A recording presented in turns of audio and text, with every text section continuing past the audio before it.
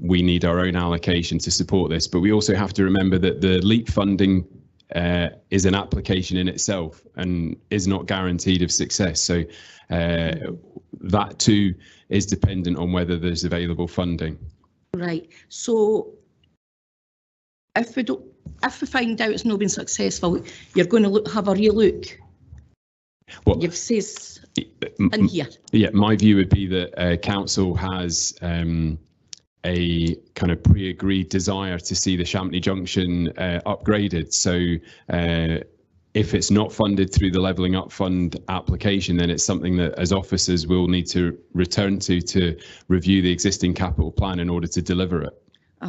I've got grave concerns about all this because there has been issues at the Champney Junction. It's needing looked at, it's needing taken forward. If we don't get the funding, where are we going to get the money to actually get the work carried out? So because this money was actually guaranteed to do this work, but now we're getting told no, it's not. So through you, Provost, if the Levelling Up Fund bid is unsuccessful, but the LEAP bid is successful, then the council will have a shortfall in this project, and I'll undertake a review of the capital plan in order to find a way that we can fund this project. So really it's just a vehicle at the moment to allow us to move forward with the LEAP application, but officers would remain committed to delivering the Champney Junction project, and I would come back to council with an update on how we would do that.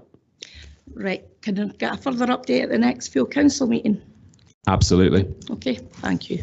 Thanks, Councillor Ritchie. Councillor Aitchison. Yeah, I'd just like to ask Mr. Benny, can I have some clarification on your understanding of the Champney Junction, please? Mr. Benny. Through you, Provost, I don't have an intimate knowledge of the project itself. I can get officers to come and update you if you'd like that. I've got officers in the building with that information. I'd refer the information pretty sweet while we're still having this conversation. Thank you. Okay. Champney Junction to me is one junction, which I don't know why West Lothian would be involved, because it's nothing to do with West Lothian, it's solely within Falkirk. I have a funny feeling we are talking about part of the motorway intersection as well, which does come under West Lothian. That's not Champney Junction, that's Boroughmuir Junction. It's a completely separate thing. I have, same as Councillor Ritchie, have grave issues around that. Champney Junction to me is a junction which has had several deaths over the last few years. Very poor lighting, very bad layout. That's one issue, but I have a funny feeling we're getting mixed messages and people aren't fully understanding the whole project here. Thanks, Councillor Aitchison. I think we'll just bring in Mr. Gatrick. Thank you, Provost. Through yourself, I'm aware of the differences between the Boroughmuir Junction and the Champney Junction. The bid that's been submitted by West Lothian Council covers both locations, both within West Lothian Council's area and the Champney Junction, which sits within Falkirk Council's area. And the basis of that is that West Lothian are proposing to go to a fully both ways junction at Boroughmuir, and that will impact upon the Champney Junction. So the intention by linking the two projects together is to ensure that the works that we do at Champney reflects the new traffic movements and the requirements that will be generated by the Boroughmuir Junction, which is pretty close by. And that was the intention then, is just to do a joint bid with West Lothian, was to ensure that if there was funding available that could help us on the back of the works that they would be doing anyway, then that was the strategy that was proposed, and I think it's the right one, because clearly we don't want to go ahead, do works at the Champney Junction, they subsequently get approval to change their motorway junction, and that then means that we have to then go back and revisit the Champney Junction without necessarily having the funding and having that integrated approach to delivery. Thanks, Mr. Kettrick. Do you want to come back? Yeah, just Mr. Kettrick says it's close by. It's probably at least 800 yards, and you can't actually see the junction from the Champney Junction. You can't see the motorway junction. It's that far out the road. Champney Junction to me is the most important out of the two, rather than the Buttermuir Junction. As I said previously, the Champney Junction is the one that has had various incidents. There's, sure, Councillor Ritchie will back me up, there's ongoing accidents on a weekly basis, a lot of near misses as well, and there has sadly been many deaths over the years. So, you know, Champney Junction to me is more important than Buttermuir. Thank you. Thanks, Councillor Richardson. Councillor Redmond? Just about the Falkirk Community Trust, you know, we've got £2.3 million worth of cuts to come to it. Has there been any thought put into, obviously, Falkirk Community Trust has been growing a few years, we want to get more members in and try and use it to generate more revenue. Is there any thought, if we take this £2.3 million away from them and they've not got money to invest in new gym equipment or when equipment becomes dated, and you know, the Falkirk Community Trust is for the benefit of everyone in the whole Falkirk, everybody can use it. It's open for, so if we take £2.3 million away for that, is that going to have a negative effect? Are members going to say, well, you know, this facility's not as good, or maybe we should go elsewhere, we could go to, I don't know, exercise for less or something? Just a thought, has implications of that been thought out? Mr. Benny, can you respond, please? Through you, Provost. It's important to say the Falkirk Community Trust is now part of Falkirk Council, so its assets are the council's assets, and as part of the new Strategic Asset Modernisation Board that we've created, we are prioritising capital investment on the projects that are the best return for the council, or recommending those to elected members to decide. So the process here would be that the investments that you're talking about just then, if they are valid and would have a good return for the council, would be submitted as capital bids to that process and identified to see which are the most important. So you'll see in the report here, we're identifying the ICT investment as an absolutely critical investment for this council, because it allows us to maintain hybrid working, allows us to move into our modern offices like the Foundry. That would be judged at this moment to be a greater investment than another project. So if a project comes forward for an investment in a new gym or new gym equipment, then if there was a business case to support that investment that showed that there was a return in terms of increased income, then it would rise up the list in terms of where the capital funding would be allocated. But I don't think it makes sense for us to leave sort of ring-fenced investment to particular areas of the council out with this prioritisation process. We should be looking at the finite funds we have in the capital plan and allocating them where our priorities are. All right, well, thanks. I can take that on board, but you know, at the same time, if it's the money's going elsewhere, so even if they do have a priority, they're not going to have the money. The money's just not there to spend. So I don't know. I take your point, but I've got concerns about that. Thanks, Councillor Redmond. Councillor Hannah? Yes, and to some extent following on from both Councillor Aitchison and all three, Councillor Ritchie, Councillor Aitchison and Councillor Redmond's points. I mean, maybe my understanding of the capital is inadequate, but it seems to me that if we've got capital that we're taking from one place and putting to another, it's no longer available to that one place, and therefore things that might have been done in that one place can't then be done. And maybe that's simplistic, but I mean, you're talking about taking £7 million from the strategic property review. The strategic property review we've already discussed at length, having been going on for some considerable time.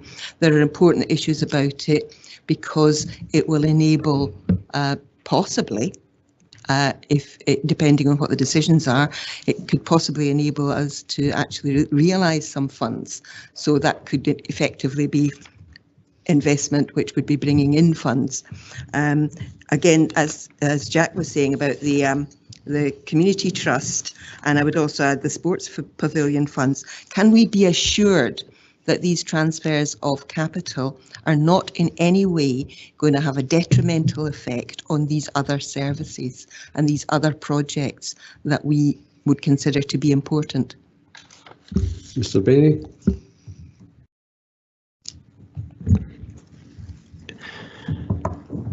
The assets that were formerly in the Falkirk Community Trust will be able to access the capital funds of this council in just the same way as every other service that this council operates. So if those projects, like an investment in one of our leisure centres, is considered to be the best priority or the best investment in that particular year, then it will be apportioned funding.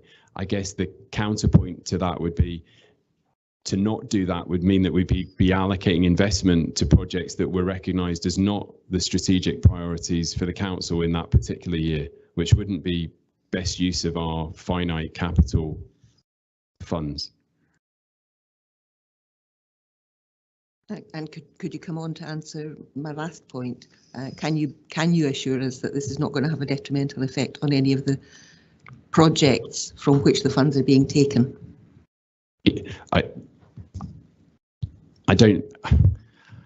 I would say, as we talked about previously, with the strategic property review, it's my expectation that projects need to come forward that have clear business cases that show that they would deliver savings. With regard to the £7 million that's coming out of the strategic property review to the LEAP bid funding, that clearly links into the strategic property review because it's a change in use of our assets, but also will offset costs that the council might otherwise have faced by needing to continue to see pupils supported out with the council area. So for me, there is a direct benefit to the council financially in terms of that investment.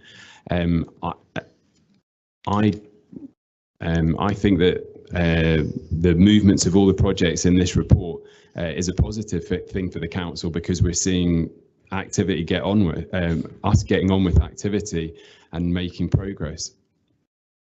Thank you. Councillor Spears? Thank you. There is great concern in the community at large regarding the community trust takeover, and it's almost been a year now. Will there be a report coming forward regarding the strategic property review concerning the community trust properties, any investment as well that's going to happen to existing properties, and any proposed closures that are coming forward? Because you know, there's a great deal of deliberation going on at the moment about leisure facilities. This town hall, for instance, Bowness Sports Complex, people are greatly concerned for the future. So can we have a review on how Falkirk Council, taking the trust back in hand, has one, either improved that service or has it been retracting under this takeover? Councillor Spears. Mr. Benny, could you comment on that, if the report's coming forward or anything?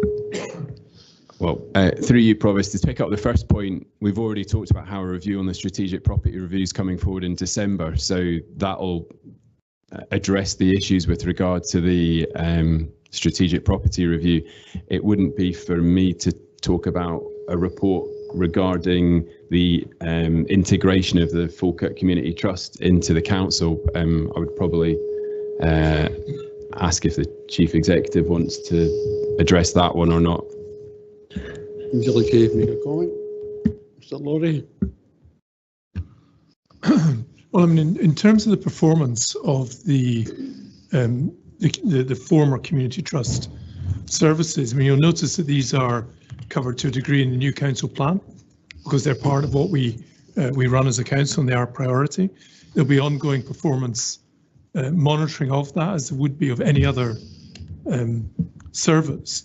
So, I mean, it wouldn't be my proposal to bring forward a specific report. It's another council service, and we will monitor performance, seek improvements, and through scrutiny, ask questions about it, as we would with any other service.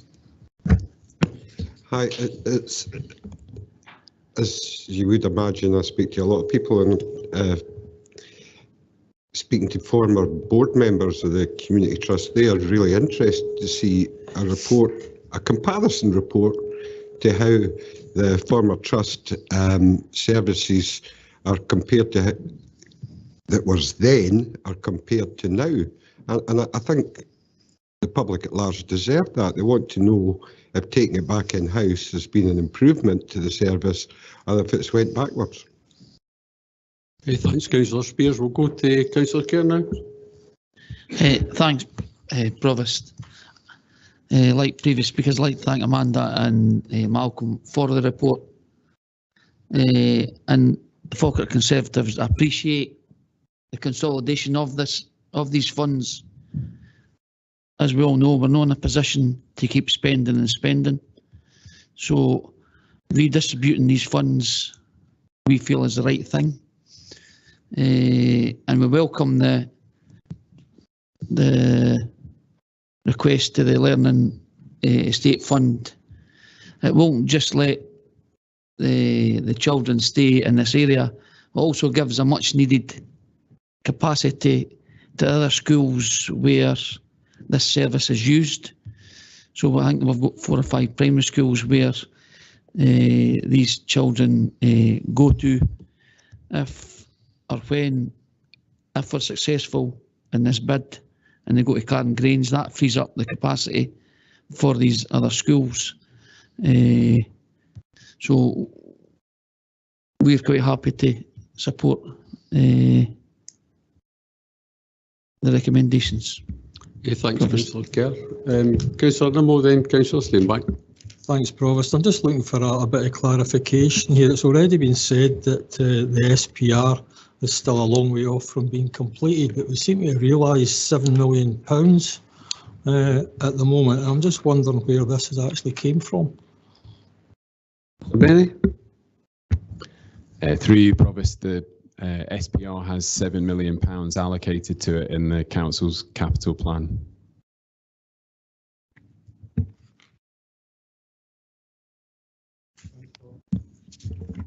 Thanks very much. Thank you, Provost. And I'd just like to echo the comments made about the LEAP bid, and it does, I think, in principle, have some crucial benefits. And as the Council's Children and Young Persons Champion, I am glad to see, especially echoing Councillor Kerr's comments on capacity, that this could have a huge opportunity. And I do also appreciate that a lot of councillors do have a lot of interest in where the savings are coming from. It's just on the last point, which I think is the £0.3 million saved to be allocated towards the accident and insurance payout levels. Obviously, I appreciate Mr. Benny in our briefing did answer a few questions from myself on this, but I was just wanting to ask, in terms of the reputational benefit that this project could potentially have, when would we be anticipating a timescale to monitor that? And also in terms of the insurance pay reductions that hopefully would come alongside any allocation towards this, what sort of timescale would we be looking to for that financial benefit in that sense? Through you, Provost. The first chance that we'll get to see in terms of the improvements that we've made on the insurance premium will be when we go out to tender later this year. We've already taken steps this year to reduce the accident rate of the fleet significantly, but obviously it will take some time to provide full reassurance to prospective insurers. I chair the council's ZBB transport group, which meets monthly, and we monitor the accident rate and other ongoing measures, which you can read about in the executive report that's coming next week. It would be our hope that if we maintain the positive direction of travel that we've had with the accident rate, and can be able to tell potential insurers, look at this significant investment we're making in the fleet to improve safety and improve the kind of reputation of the council, that we would see further kind of reductions to the premiums that we might have to pay in the coming years. But I guess until we see that investment come in and we continue that positive progress, it's hard for me to kind of prejudge sort of progress. But I'm happy to update councillors, as regularly as they would like. So I'm happy to, do a briefing at some point in spring, probably next year, once we've seen what the tenders have come back like and what sort of efficiencies we're seeing out of that. No, thank you very much. And sorry, I meant to say this in my start. I would also like to appreciate my thanks to the Director of Education for briefing me on the LEAP bid as well. Thank you. Thank you. I'm sure he appreciates that. We'll go to Councillor McCabe and then we'll finish off with Councillor Bundy. Thank you. Thank you, Provost.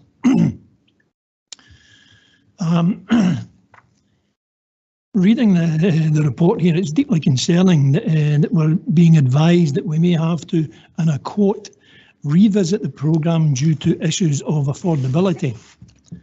Mrs. Templeman's already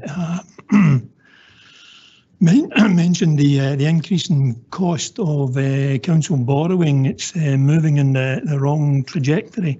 So even at this point, I've got grave concerns.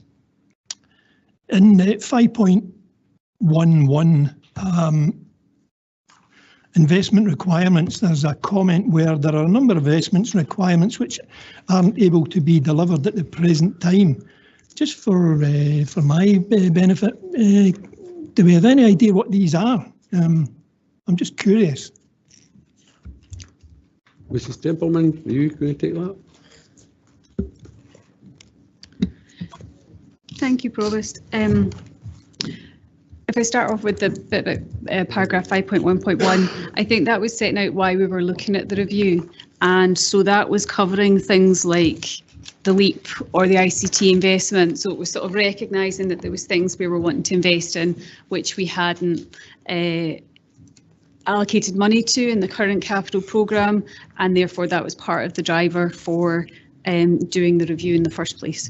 And I think also, as Malcolm set out, there is references to, for example, in paragraph 5.6.2, which is in page 117, sort of the work that we would ideally want to do on learning estate modernisation and the additional investment we would want to make in net zero, but financially we're constrained. So I hope that answers that element of the question. I think, as we were talking about today, the position with the cost of borrowing is so volatile at the moment that we, as well as every other council, will be looking at the affordability of our capital programme. And I think that's probably going to be an iterative process for the next few months as we try and see if the market settle down and the rates that we can borrow at settle down. You know, from the shift from when we approved the budget in March till now is quite marked in terms of the cost of borrowing. I think because our programme is a 5-year programme, it gives us some flexibility to try and defer or to move things around to try and smooth out some of those issues. But I think it's just something that we have to be clear that we'll have to keep under constant review. Thank you. Do you want to come back in? Yeah, if you don't mind, Provost, you've got another couple of questions, please. Page 110. At the top of the page, you'll see that it signifies priorities. Can you advise what these priorities are? By that, I mean, are priority ones more secure than priority three? If you go on to page 118, 7.2, it suggests that resources will be transferred in response to a priority-driven programme. Is that fair to say? Mrs. Templeman, do you want to take that? Thank you, Provost. So in terms of the table on page 110, I think that's maybe just how I've presented the figures. Those are just the 3 priorities from the council plan, so they're not in an order of priority, if you see what I mean. It's just the 3 priorities that were considered earlier on in the agenda. The reference in paragraph 7.2 is really saying that, as Malcolm's talked about, if I take the example of the SPR or the pavilion works, officers have been trying to identify projects and a myriad of projects to try and make best use of those funds. I think what we're saying in paragraph 7.2 is that if we can sort of refocus and prioritise the programme as a whole, that will help us to refocus officers' time and to make sure that we can deliver these priority projects going forward. So effectively that we're not sort of spread too thin, as we talked about when we were looking at the performance indicators. So I think that's just an acknowledgement that that prioritisation process will assist officers taking these projects forward. Thanks very much, Amanda. And Higgs boson particle is.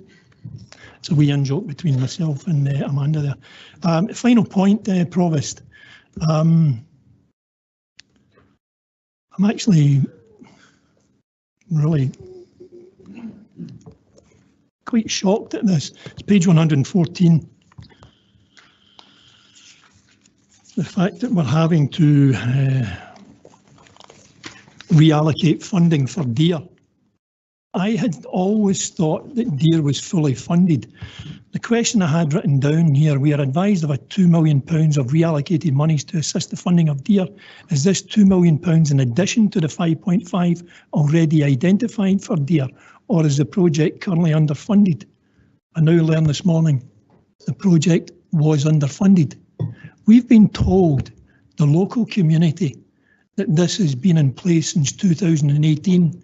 Funding, it's been fully funded and it was ready to start in 2018. What's going on here? Where, if I were doing my calculations, 2 from 5.5 means that we've actually only had £3.5 million of funding for Den Eastern Access Road. And apologies, by the way, to Councillor Ritchie, the fact that we appear to be stealing money from other projects for DEAR. Mr McCabe, we'll bring in Mr Kettrick here. Through yourself, Provost. Yeah, since taking on the DEAR project in the past number of weeks, we've identified two main challenges. One has been the passage of time and the construction inflation pressures that we're seeing, and also there was a decision previously taken where the funds associated with the town centre and receipts from the town centre would no longer be allocated or no longer requested to go towards DEAR. So those two factors, in addition to some minor changes in specification in dealing with overhead cables, has resulted in that there is an increase in the construction costs required, and we're just about to get to the stage where the design is finalised and get to tender, and ultimately once we get the tenders back we will know what the costs will be. However, initial indications are based on our cost analysis is that this additional funding will be required to complete the works. Thanks, Mr Kettrick. Is that okay, Councillor McCabe? Far from happy about it, Provost, but thank you. Thank you. Councillor Bundy? Thank you, Provost. It's on page 113, the point that it was just a quick question about the efficiencies that creating a single campus will create. But there is a single campus school in Falkirk already at St Mungo's for Catholic students, and I was just wondering if there's been any analysis of the efficiencies of that single campus school has been done to make sure that these figures are accurate. Thank you. I'd like to bring Mr Naylor in at this point. Thank you, Provost. The efficiencies will be largely relating to the staffing structures of the school. At the moment, we have primary provision for children with severe and complex needs at Madison Primary and also at Kinnaird Primary School. We also have an overflow from the Thistle Wing at Kinnaird Primary School occupying the former Carn Grange High School on the Larbert High School site. All of these provisions require us to have management capacity within these units, and when we move to the expanded 3 to 18 school, we'll be able to have some efficiencies in the overall management of the school, and also in terms of the equipment use within the school. So instead of being placed over, as we currently are, 4 sites, it would be over 1 site. In terms of St Mungo's, the efficiency there is that we have a very highly occupied school. A school that has in excess of 90% occupancy is necessarily efficient. Thankfully, in Falkirk, our secondary school estate is largely pretty full, and therefore pretty efficient in terms of the cost per pupil in each of our schools. So rather than having perhaps 2 smaller denominational secondary schools in different parts of the authority, obviously a decision was taken many years ago to have the St Mungo's campus, and it's proved to be a success. Thank you. Thank you. Thanks, Mr Naylor. Councillor Garner reserved the right to come back in, so if you'd like to come back in and finish off. Thank you, Provost. I have a couple of questions, if that's okay. And the first one is in relation to the Champney Junction. And can you confirm that it's our commitment to the Champney Junction has not changed, and it's basically the funding model that we're looking at that has changed? Can you confirm that? Mr Bennett? Through you, Provost, absolutely. Remain completely committed to the project. Thank you. And the second question is to Mr Kettrick. And you did mention, I was quite surprised that Mr McCabe didn't realise delays and delays to the project would increase the cost dramatically, as is doing with every project across the full of the country just now. Can you maybe give us a sort of a best guesstimate from yourself as to what the from the CPO process and the objections until now has actually cost the council? Mr Kettrick, did you hear all that? Sorry, Provost, Councillor Garner broke up there. However, I think the question was, and you can correct me if I'm wrong, what the indicative cost implications were as a consequence of the delays due to the compulsory purchase process. Is that a fair summary? Yes, pretty much. It's difficult to determine because clearly the position on inflation has increasingly become worse now as it was back 2-3 years ago when the compulsory purchase process was commenced. But clearly there will have been an impact on that. You know, based on a rough rule of thumb, or perhaps 6 months to a year that potentially delayed as opposed to a normal negotiated settlement. If we were taking an average over the period of maybe say 10% construction inflation, clearly then a £5 million project would be £5.5 million project at 10%. So it would be round about that sort of £500,000 type indication. But that's purely my best estimate of it. I would need to go and do some work as to what the actual consequences were and what the delays would be, but certainly it would be round about that area. Thanks, Mr Kettrick. Thank you, Mr Kettrick. That is quite a sum, and one that I wish we didn't have to foot the bill for. I just want to confirm to local members, to Councillor Ritchie, to Councillor Devine, and to Councillor Aitchison that we are committed to the Champney Junction, and that's what we will do going forward. It is just the funding model that we're changing just now. And I would also like to say how happy I'm to hear to Mr Kettrick that we're very close to the tenders going out for Deer, which I'm sure will be welcomed by the vast majority of the people in Ward 3. We know that's been a long-awaited project. Thank you, Provost. Thanks very much, Councillor Garner. So we have a motion. 19-1, Provost. Oh. Councillor McCabe. Thank you. I'm fully aware that projects increase, particularly if you don't start them when you say that you would start them. Elected members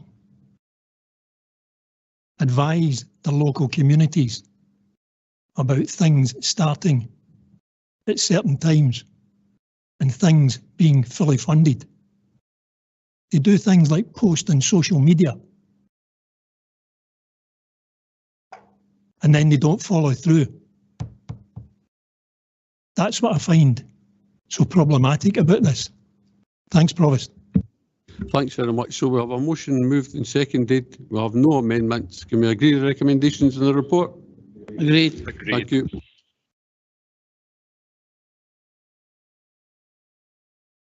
Council Headquarters and Arts Centre, and we'll have some members of the public present. Thank you.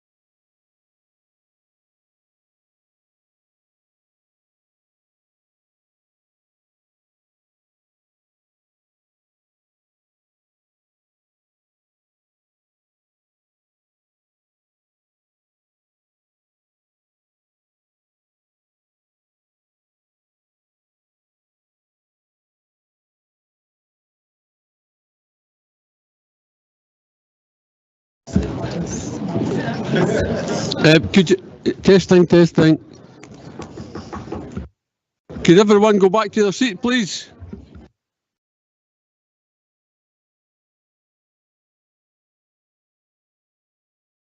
Can you hear me, Jack? Hello, Jack.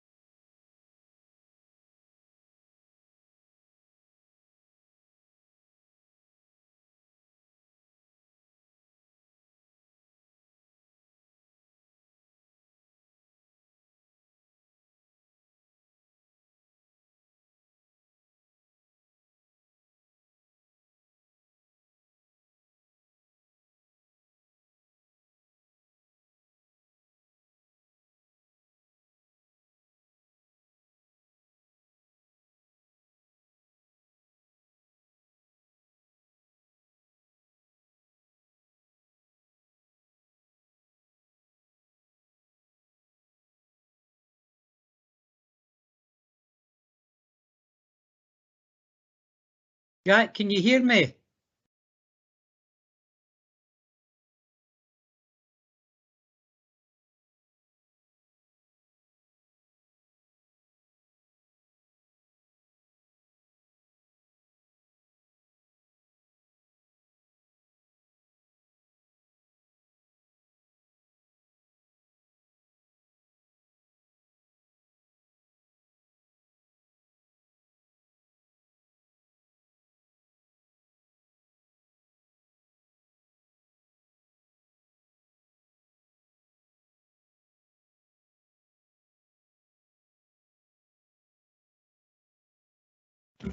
Well, welcome back, everyone.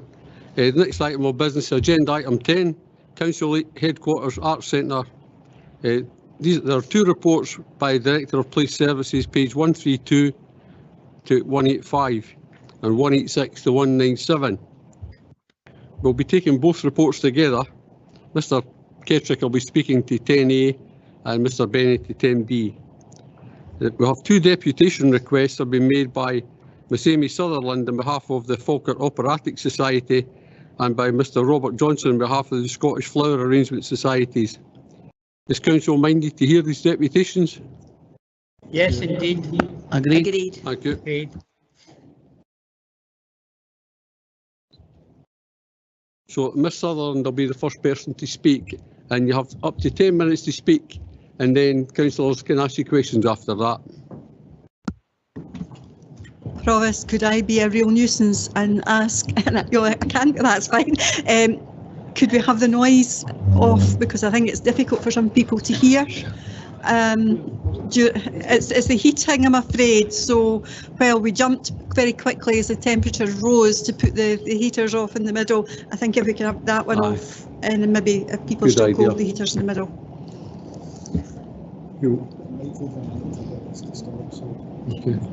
Okay.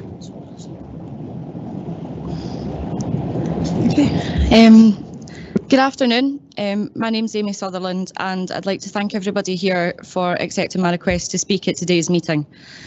I have come here today to speak on behalf of my musical theatre organisation, Falkirk Operatic Society, about the proposed closure of Falkirk Town Hall.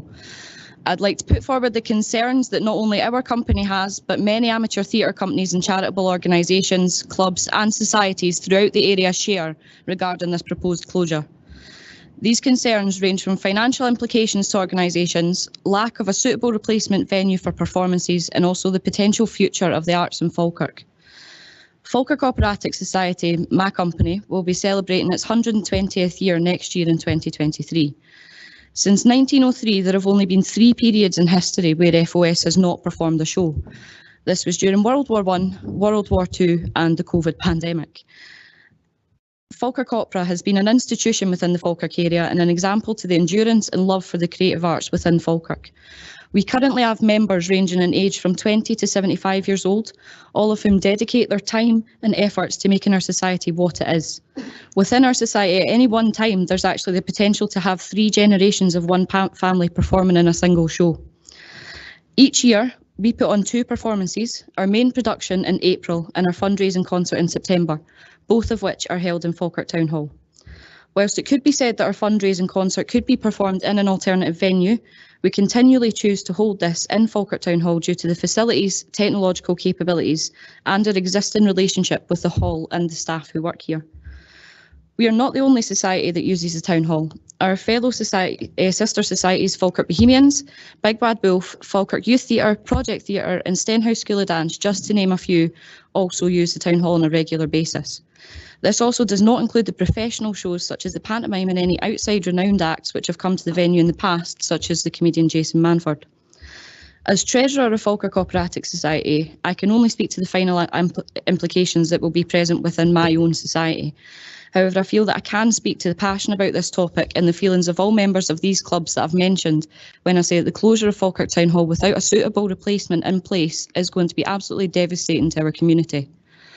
I personally have been a member of FOS since I was 9 years old, performing my first show, South Pacific, in which I wasn't quite good enough for the leading little girl, but they were so inclusive that they actually created a small part for me. Musical theatre has been a huge part of my life, as it has been for so many other people. My friends, not only within my society, but friends within our wider musical theatre circle can all attest to the huge role that performing with our companies has in our lives. I have direct quotes from members of my company who have stated that were it not for Falkirk Operatic Society, they would not have stayed in the Falkirk area. This obviously in turn contributes directly to the overall community and economy in Falkirk. It's provided them a place to socialise, make friends and connections for life. And there are many companies with many members sharing the same stories of how these art societies affect their life and choices of whether to remain in this area or not. Speaking to the direct financial implications that the closure of FTH will have on Falkirk Opera specifically, we have already paid for our costumes, scenery and performance rights for our planned April 2023 production of Shrek the Musical. As I've just mentioned, it was due to be staged in April of next year here. It was set to be a huge earner for our company and bring in potential full houses of audience every single performance. Not only are we losing potential revenue for the company in the future, but we are also immediately losing non-refundable deposits for each of the assets that I just mentioned. The closure of FTH that means that we will not find another venue in this area physically large enough to house the scenery that we've hired. To my knowledge, there's not another venue in the area that's actually tall enough on the stage to house this scenery. Therefore, we will lose just under £2,000 in deposits for the scenery. Without the scenery and without time to source another provider who can give us a smaller set, we'll be left with no choice but to abandon this show, therefore losing the deposits for costumes, a further £2,000. The performing rights for the show are also directly linked and granted based upon the venue in which the show is being performed. So even without the costumes and scenery, the closure of FTH automatically means that our performing rights may not be upheld. In short, FOS stands to lose thousands due to this closure, not only in potential future revenue as I mentioned, but in non-refundable monies already paid out. Although a loss of 6 to 10,000 may not sound like much, a loss such as this would be devastating to our company and may make us no longer financially viable. And to lose our society just short of our 120th year would be absolutely devastating. We're a charity, so we rely on these performances to keep our society alive, and a loss such as this would be catastrophic. We do understand that Falkirk Town Hall is unfortunately reaching the end of its useful life. We understand it's no longer fit for purpose and would require significant work to bring it back to some form of safe functionality. What we are asking for is a timeline for a suitable alternative venue to be made available and for the proposed closure to please be extended by even a period of 6 months to allow any pre-booked performances to take place for companies who have already paid out monies, and for any companies who wouldn't be immediately affected by this closure to source other venues, potentially change their plans for selected shows should they have to avoid being in the position that my company now finds itself in, with an April show we've already paid for being pulled out from under our feet. To our knowledge, there are no concrete plans yet in place for a new venue to be built, its location, its size, capabilities or a timeline. If there are plans for this, I do apologise, I've not seen them, but I would welcome a sight of this. Some of our companies may consider taking their productions to other council areas who may have more suitable performance spaces. There are obvious implications here to the Falkirk arts community, and it will start to dwindle as our cultural attractions like musical theatre and dance performances may be moved out of the area entirely. What we ask is that any plans for a new venue please be considered and approved quickly so that work can begin on creating this new performance space. We do understand that these things take time and planning, however, we could not survive a period of 5 to 10 years without a suitable performance space. Within the agenda, we also saw that there's plans for funding to be provided to the arts within Falkirk. This is a welcome sight and something that's sorely needed. Unfortunately, the feeling within the arts community at the moment is that the council does not appear to hold interest in what we do or the importance of the arts not only to us but the wider community. The benefits of the arts in many aspects, such as physical health and mental health particularly, are widely publicised. Without a performance venue, our arts groups could slowly disappear, and the people who rely on them for the social connections and creative outlets may suffer drastically for their loss. Within both my own company and other companies within this area, there are many, many members who suffer from mental health issues and have registered disabilities. We're inclusive societies and we aim to include everyone that we can within our companies, and with the potential danger that we find ourselves in, with this proposed closure, it could be devastating to our members who rely on us as a safe space, a place to feel included and accepted. And for those who might struggle with the idea of change, this is already an incredibly difficult concept for them to grasp. As I mentioned earlier, musical theatre societies cater to all walks of life, and we don't judge or underestimate anyone. We welcome each and every person who shares our love for the arts. Unfortunately, a musical theatre society without the ability to perform can slowly fade away. There's an absolute wealth of talent within Falkirk. We have so many young people in the area with huge talent to share, and without a venue such as FTH or adequate assistance from this council for the development and support of the arts, these young people will look to other areas to share their talent, when we should have the facilities and opportunities for us to showcase our homegrown stars. The lack of live music venues within Falkirk is commented upon frequently, with FTH being one of the only adequate spaces within the town centre area capable of hosting big concerts or shows. Removing FTH without a replacement further hinders any hope of having a thriving cultural economy within this area and would devastate future potential for the creative and performing arts. In short, the closure of Falkirk Town Hall is not only potentially devastating to my own company, but it also affects so many others within this area. Not only the company members, but the members of the public who frequent our productions who will also be losing out. Our own members will lose their creative outlet, their safe space, and sometimes their only social connection. The cultural heartbeat of this town is being proposed to be ripped away with no sign of when it might be brought back to life. Whilst there is an offer of financial aid, any share that we may receive, if our application should be accepted, would not even scrape the surface of what we at Falkirk Opera stand to lose should this go ahead, or cover any cost that we would incur to set up a new venue with the technological capabilities required to put on a performance. The monetary loss aside, the loss of a long-standing institution, a company reaching its 120th year, when it's completely out with our control, is simply heartbreaking. So I hope that you'll take into account what I've said today when you're casting your vote, if not for the sake of my company or our sister companies, then for the sake of the cultural, artistic and creative heart and soul of Falkirk, and what we stand to lose if there's nowhere to express our talents and our passion. Again, I would like to thank everybody for allowing me to speak today. I look forward to hearing the results of the vote, and I'm happy to answer any questions if anybody has any. Thanks very much, Amy, for that excellent presentation. We'll open up now to members if they have any questions for Amy. Councillor Spears. You say that any remuneration will not scrape the surface. Can you tell us how much you have been offered so far? We saw the proposal that a budget of £10,000 would be put forward to support the arts. However, we saw that this was an overall pot that would be shared between different societies. To put this into perspective, if we were to go into an alternative venue, say Grangemouth Town Hall, the cost of actually rigging lights into the place, inserting a sound desk, that would come to somewhere in the region of £7,000 or £8,000 alone, without actually paying for the staff to operate those facilities, which again would come to another £3,000 or £4,000.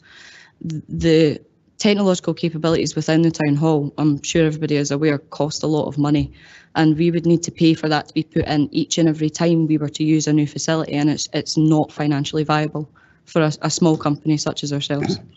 Can I ask the director then, is this a correct amount, and are these fears justified? Councillor Spears, the questions for the director will come after he's given his report. Okay, thank you. Any other questions? Thank you very much, Amy. I can only say I think I agreed with every single word you said. Can you tell me how many members of the society are there? You gave a rough idea of the age groups and so on. So our society at any given time can range from 20 active playing members to sometimes over 50. We also have many non-playing members who support our society. We have honorary life members who also support our society as well. Similarly, we can actually be one of the smaller theatre groups in this area. There's companies such as Big Bad Wolf that can have up to 60 children on the stage at a time. Falkirk Bohemians similarly. Thank you. Councillor Kerr. Thank you, Provost, and thanks for coming along today. With regards, you've read the report. Is there any other venues in the Falkirk area that you think could accommodate your group? So we have had a look at some of the proposed venues. We saw facilities like the Grangemouth Town Hall, Bowness Town Hall, the Barony Theatre were also suggested. I personally have performed on the Bowness Town Hall stage. I know its capabilities, I know its size. To adequately put on a musical theatre performance, you need storage at the side of the stage to store a set, and in Bowness Town Hall they simply don't have that. In Grangemouth Town Hall, similarly, the facilities, it's just not capable to host the type of productions that we have within this town hall. It could be said that we could scale back our productions, but that significantly limits the scope of what we would be able to do.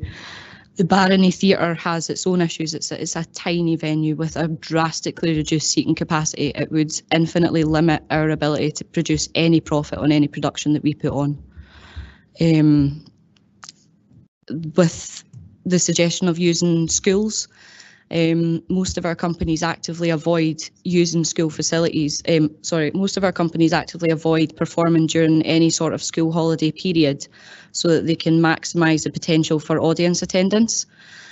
So if we were to use a school facility, some of our members are actually members of societies out with this area who do use schools, and they have been told that were they to perform out with a holiday period, they would be required to take down any set, take home any costumes each and every night after the performance, because they could not be left in a school. And for that, for us, that's just simply impractical to do that, because it would drastically increase our costs for having to hire it for a longer period of time to enable that every single night. And it's not only impractical, it's impossible to do something like that on the scale of productions that we currently put on. Thank you very much for your answers. Thank you, Provost. I'll probably lead on to more questions on that for the director. Thanks, Councillor Kerr. Anybody else got any questions for Amy? Councillor Colley? Yeah, and thank you for your presentation. It's very interesting to hear about your society, I suppose. You've outlined some of the challenges in relation to things like storage and things like I'm going to try and say technological technology. That would probably be better in terms of your lighting and staging and things like that. If those issues were resolved, would it make more practical sense to be practical ability to be able to, for example, use Grangemouth Town Hall or the schools, and to have a sufficient paying audience? It's not something I could answer with any certainty. I could speculate, just knowing what I know about these town halls and the facilities that they have, having performed on them in the past, that it's the size of the stage limits the amount of company members you could have on it at one time, which means you would have to pay for an extension to the stage. So yes, if lights and sound systems were permanently installed in these venues, it would certainly help, but it wouldn't be an automatic apples to apples fix to the facilities we currently have. Okay, Councillor Garner, or did you want to come back in, Councillor Colley? No, I don't know, thank you. Okay, Councillor Garner. Thanks, Provost, and thanks for coming along, Amy, as everybody said. It's appreciated. I know one of our officers, Leslie Hare, has been contacting organisations throughout the district to discuss their situation and see if there's a fit that we can do. Have you been in consultation or communication with Leslie, and if not, is that something you would appreciate? I personally have not, but if there was an open dialogue surrounding it, I would certainly be interested in getting involved with that. Leslie's sitting right at the back here, so I'm sure she'll be willing to take that forward. Councillor Deacon. Thank you very much, Provost. Amy, thanks for coming. Definitely interested. I know some people who are Bohemians. I used to work with the DAM Media Group and Drama Group myself, and there's a new drama group starting up promoting awareness of mental health. So that's something I'm going to get involved with myself. Never joined Opera because I can't sing or dance, so that's why I've never came along. You mentioned that you've spoken from other people who've worked in schools and other areas.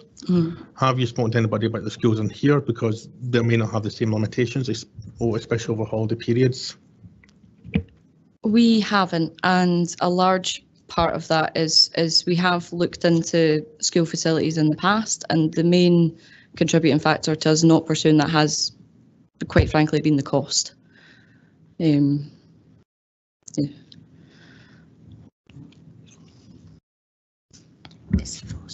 Is that Councillor Binney? Have you got your light on?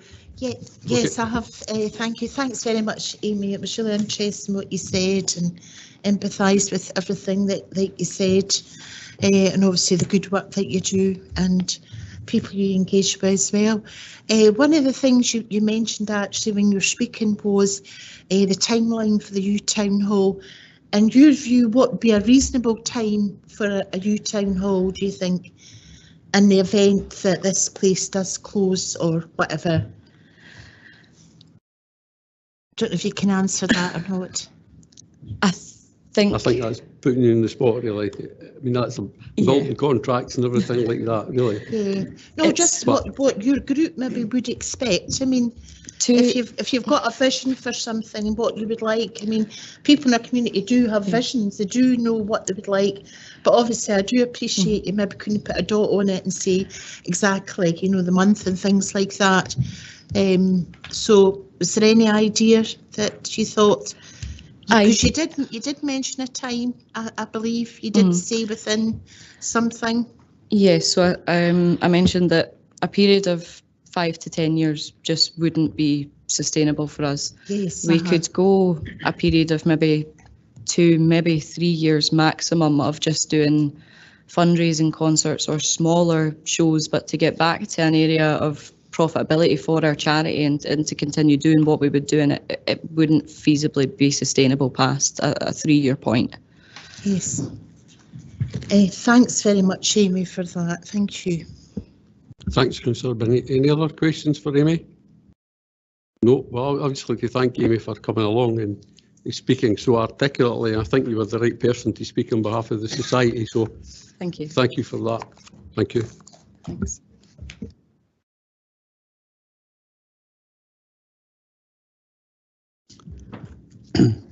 Now I'd like to invite Mrs Marie Rutherford to make her statement on behalf of Scottish Flower Arrangement Societies.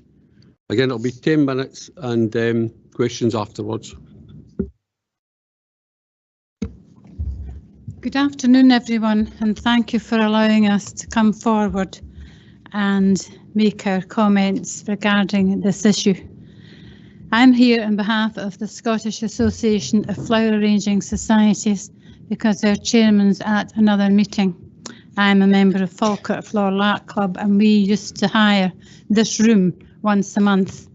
But due to the uncertainty, when we have to book demonstrators a year to 2 years in advance, we have moved to the church hall round the corner, St Francis Hall there. Falkirk Town Hall is a central point with easy access, road and rail, and all 63 clubs in Scotland and members based throughout Scotland to take part and attend what is one of SAFA's main prestigious, eagerly awaited social events on the floral calendar. It's good for this local economy. Local hotels and businesses benefit from our floral art show being held over 4 days in Falkirk Town Hall on the 20th and 21st, or am I right or wrong, 21st, 22nd of this month. The poster's down the stairs. I haven't put that in here. The venue provides excellent facilities for us. One of our larger events, usually held in October, is the floral art competition in the main hall, with floral art demonstrations being held in the studio upstairs and the photography competition being exhibited in the area called The Space, plus room for a variety of stalls to add that extra touch to our event. Can you all hear me when I lower my head? Are you okay? This popular event is open to the public who can view the exhibits or just sit back and enjoy the demonstration, which is in the upstairs studio. Demonstrations plus much more. It is very much a social event, meeting old friends, making new ones, learning new skills, and forming new and different ideas. SAFAs depend, apart from our affiliation fees, depend on the monies raised from the biannual conference and floral art show.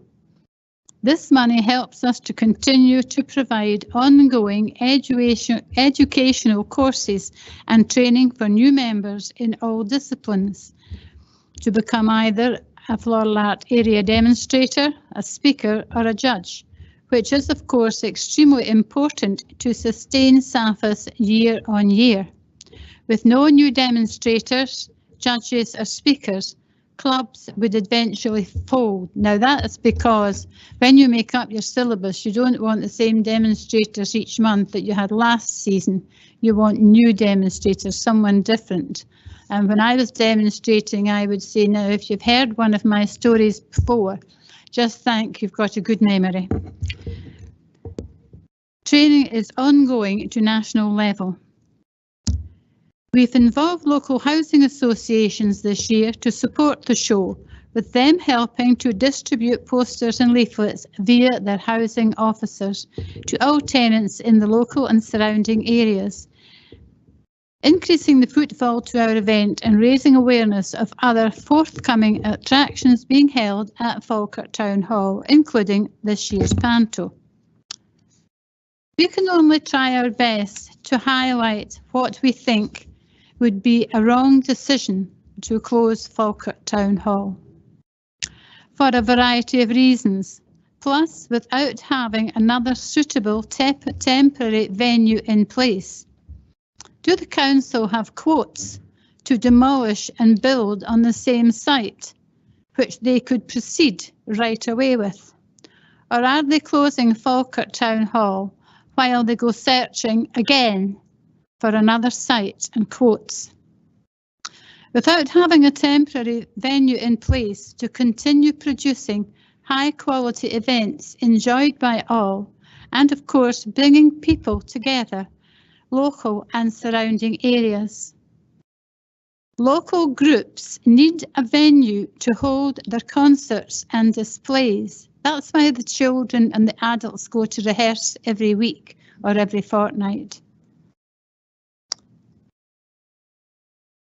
It's very much a social gathering to meet old friends, make new ones and learn new skills and form new different ideas. To use Bowness Town Hall or Larbert Dobby Hall as temporary venues, parking is poor at both Larbert Dobby Hall and at Bowness. Grangemouth, we have considered that for Falkirk Floral Art Club. It does not have disabled access and especially nothing to take you up the stairs. It now does have a ramp at the front, but upstairs is out of bounds as far as I know for disabled people. In the talk of houses being built on this site here, is it true? If so, where are the school places for the children? I'm not saying there aren't any, we're just questioning it. And where are the patient places in doctors' surgeries?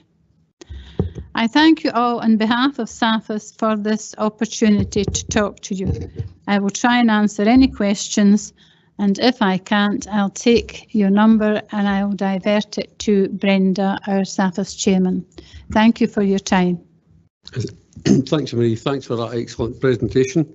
And I'm sure some of your questions will be answered later on in the debate. Just like to open up to members if they've got any questions for Marie. Councillor Hannah. Thank you very much, Marie. That was a very good presentation. Can I ask, it's a few questions, I'm afraid. First of all, how many people on average attend your conferences? And are they, I presume they're from all over Scotland? Yes. Yes. So how many people attend your conferences would be the first question. Well, we were at Seamill Hotel over on the West Coast this year. I would need to get the numbers from Brenda. I didn't go for the 3 or 4 days. I went down on, they have the conference over 3 or 4 days, and they have an open day where you can just go and see 2 demonstrations and have lunch. Oh, sorry, I keep touching the microphone. Okay. Could I ask you, you made comment about different levels. Does your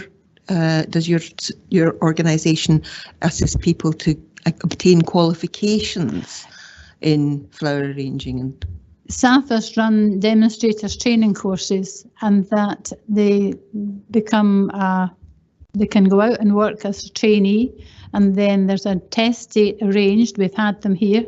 I passed my test here many moons ago, first on the Falkirk stage because I lived in Falkirk. It's a NAFAS qualification. You qualify as an area demonstrator. That means you can, well, you can charge what you like if the club are prepared to pay for it. And then you go on to do a national test. And that's obviously to a bigger audience, and it allows you to charge more. It doesn't mean you're better. And just finally, are there people who come up through your organisation who then go on to set up their own businesses and to run their own organisations? So once I'd done my for profit. Once I'd done my demonstrators test through NAFAS, I then went and did a City and Guilds and did that in Telford College in Edinburgh. And I thought I would do teaching when I didn't fancy driving all over the country at night time doing demonstrations. I would maybe go to Forth Valley. But I knew the lady who was teaching at Forth Valley, and I was still demonstrating, so I didn't want to put her out of a job. So they are pushing, and that NAFAS runs their own courses, and you finish up with a NAFAS qualification. So there is a sort of career progression. Yes, yes. Thank you. Okay. Thank you, Provost. Can I ask, have you been offered any new remuneration? For demonstrating? For if you lose your class. Well, I'm not teaching at the moment. No, I'm sorry, I didn't quite hear. Your organisation that uses this facility. Yes. There was discussions with the previous speaker regarding remuneration if you were getting into difficulty because you couldn't have this venue. Have you been offered any? Well, there's rules about if you have a demonstrator booked and you cancelled the use of this hall, and I think if you cancel them a month before, they're entitled to claim a fee, if that's what you're looking for. No, I think not exactly, Councillor Spears is talking about compensation perhaps for the loss of the venue. No, support. The support and remuneration, I believe it comes from the Falkirk Common Good Fund to help organisations that use this facility. It was fully discussed with members at their briefing on Monday. Right. I'm sure the director will be able to address this when he gets his chance to speak. Okay. Thanks, Councillor Spears. We'll get to that later on. Councillor Kerr. Thank you, Provost. Thanks, Marie. When you says that the size of the venue that you use, are you talking about this hall here? We're in the studio once a month. Well, we were in this room once a month for the Falkirk Floral Art Club. And that is the problem, getting halls, because lesser halls or church halls, the Catholic Church, quite often they want it let to cubs or brownies or guys, and they're there every Monday in the month or every Wednesday in the month. They don't meet once a month. So we screw up hiring out a Monday because we want the first Monday in the month. So that makes it difficult to get bookings in some halls. And we've persuaded, one of our ladies persuaded one of the church people at St Francis. They wanted the Monday for his own use, but Maureen said, we need the money, and twisted his arm, I think, because we were kidding her on what she had on this gentleman, that she could get the Monday, the first Monday in the month for us. So, and it's a bit cheaper. Okay, it doesn't have a stage. Well, this has a stage and it doesn't have a microphone, but it's a smaller hall, and due to COVID, our membership's down 25%. So it's being cheaper is better, although you're very good here and the facilities are great. And we actually had the use of 2 cupboards in here in the kitchen, and we could keep drape stands that are 6 feet tall in the corner cupboard. So, but missing that, I'm just trailing it back and forward from Falkirk, from Pullman every month. Thank you very much for that. Probably leading on from what you say about the first Monday every month, how many of your own members come that first Monday of the month to the classes? Well, they're not classes, they're watching a demonstration. We need 16 members in the practical class to make it payable for this hall when we had another Monday here. But we needed 16 members paying an extra fee other than their club subscription. And I took the class for many a year. And then I decided, you know, I'd been there, done it, got the T-shirt. And numbers were just beginning to dwindle before Alison Rogers, our previous chairman, took it for a year or 2 years. And it had to pay its way. The club couldn't afford to subsidise it. And what we're doing now is 4 workshops throughout the season. And we're in one of the halls down at Thornhill Road, the one on the west side. Yeah. And they have to pay members. It's only for members, and they have to pay, I think it's another £8 or something. But they come. Thank you very much. Thanks, Provost. Thank you. Thanks, Councillor Kerr. We'll take the final question from Councillor Deacon. Thank you very much, Provost. Many thanks for coming along. I'm not going to lie, I know nothing about flower arranging, so please forgive me. What is the general demographic of the group?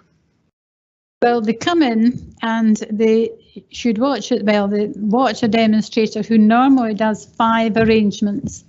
They sometimes do second placements, one I prepared earlier. Sorry, I mean demographics as an age group, genders, that kind of thing. Sorry? Like the age group, the age group, and all that kind of information. It's aging, like we all are. Okay. And after COVID, I think they've got used to not going out in the evenings. But fingers crossed, but most clubs are down 20 to 25%. Thank you very much. Councillor Colley. Thank you, and thank you for your presentation as well. I suppose, first of all, you know, obviously it's really great that you've managed to get the church hall at St Francis, and I suppose, you know, you noted some things there around storage. So, and I can't remember what you said they were called, but they were 6 foot tall. The drape stands. It's metal poles that you put a T-bar on and drape polyester uncrushable fabric so that it gives a background to the demonstrators' arrangements rather than putting it up there and having all these trees behind it. So they're on the stage, there's a table either side with the drape up and the drape to match on the table. Pale turquoise. Right, that's helpful because so now I know what what it is. That's okay. I suppose it's the sort of practical things about being able to get something on the first Monday of the month, things like storage, and I wonder also about other venues like, for example, schools. And I wondered whether you'd been able to engage with officers about finding some for some support with them about looking at alternatives and potentially for your organisation being able to move it round and maybe move it around the district and maybe be able to pick up some new members, I guess. I've been involved booking the hall for too long, and schools are no use because infant schools want you out by 9 o'clock. Now we booked this from 6 till 11 when we were here. Demonstrator comes in at 6, cars unloaded. She does her second placements if she doesn't travel with them. So she's in here at 6 doing maybe a second placement for the first design and the fifth design. The members start to come in at 7 and we start at 7:15. She should be able to do her 5 arrangements in an hour and a quarter. When I trained, my friend and boss said, if you can't get it done in an hour and a quarter, you'll lose them. They start to yawn and cross their legs. So, you know, go prepared, have all your bits of leaves pulled off the stems before you put them in the vases. That's all preparation in your garage before you come. So they get an hour and a half, an hour and a quarter to an hour and a half on the platform. We then have the raffle for the flowers. That takes about 10 minutes.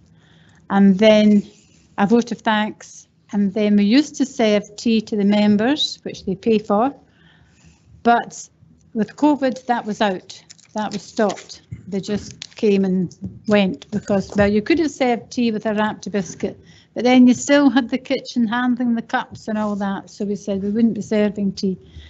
And demonstrator gets away, you know, hopefully. I mean, mentioning schools.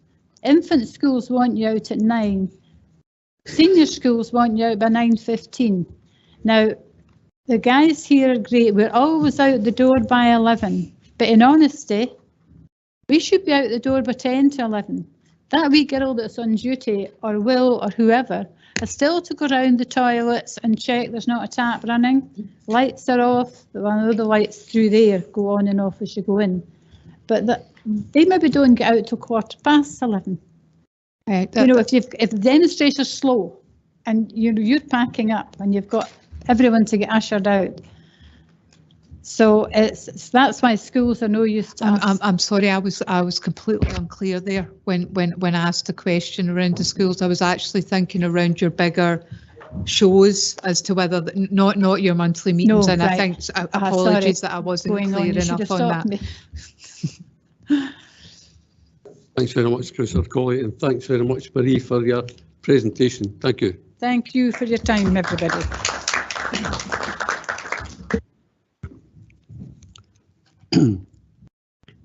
Can I ask Mr. Kettrick to speak on item 10A, Council Headquarters and Arts Centre?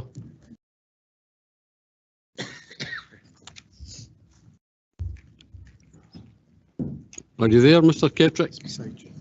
Oh.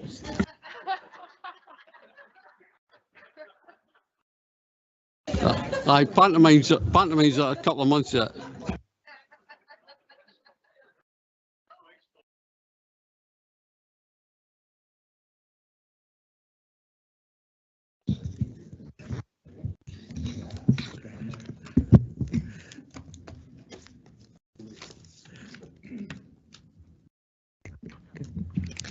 Thank you, Provost, members of Council.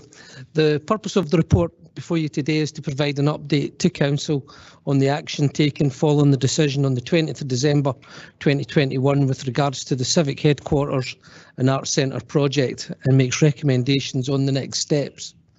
Members will recollect that officers were instructed to develop proposals to build an HQ building of circa 200 workstations, incorporating civic accommodation to the front of the current site and update the costs associated with that. Officers were also asked to consider the structural disentanglement of the municipal building office block from Falkirk Town Hall and review the possible scope for a refurbishment of the Town Hall, reflecting again upon updated costs of repairs and meeting energy efficiency targets. Sections 5.2 to 5.6 outline the findings of the appraisal in relation to a new HQ, and in particular the estimated costs of this would be approximately £32 to £33 million, and this is based on the previous specifications. As members will be aware, the demand for administrative office accommodation has significantly changed over the past 2 years, and certainly post-pandemic, and staff now working hybrid and more remotely. In addition, the Council has developed modern office accommodation at the Foundry, at Cairnbank and Denny, and there is hubs now available in Grangemouth and Falkirk. We're also progressing to deliver accommodation at Falkirk Stadium. These provide substantial existing capacity, and given the change in position and space available, the demand for further accommodation is limited, and therefore the business case for any new civic accommodation requires to be reviewed, given the extensive costs that are involved. Section 5.7 to 5.10 outlines the revised valuation undertaken by the district valuer to provide context in terms of the value of this existing site, and they have estimated the value to be £4.7 million. If Falkirk Town Hall was to be retained, the disposal of the site would be challenging until it was cleared. As instructed in 2021, officers and the external professional advisors have appraised the disentanglement of the existing municipal buildings from the Falkirk Town Hall and have identified that whilst technically feasible as outlined in the appendices, there is concerns in relation to the challenges and the impact this would have on Falkirk Town Hall and the costs associated.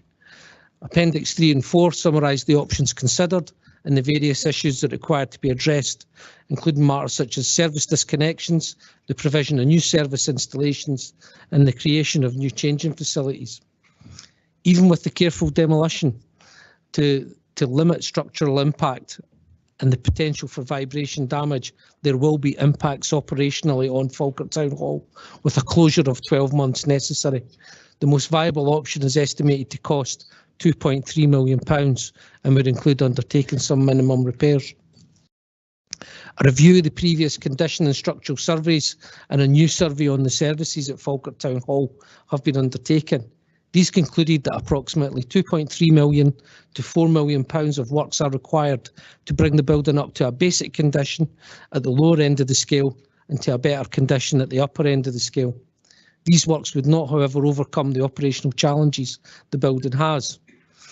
Officers were also asked to look at the energy efficiency of Falkirk Town Hall, and whilst improvements can be made through the installation of new services and some fabric elements, improvements the building would remain poor in terms of its thermal performance.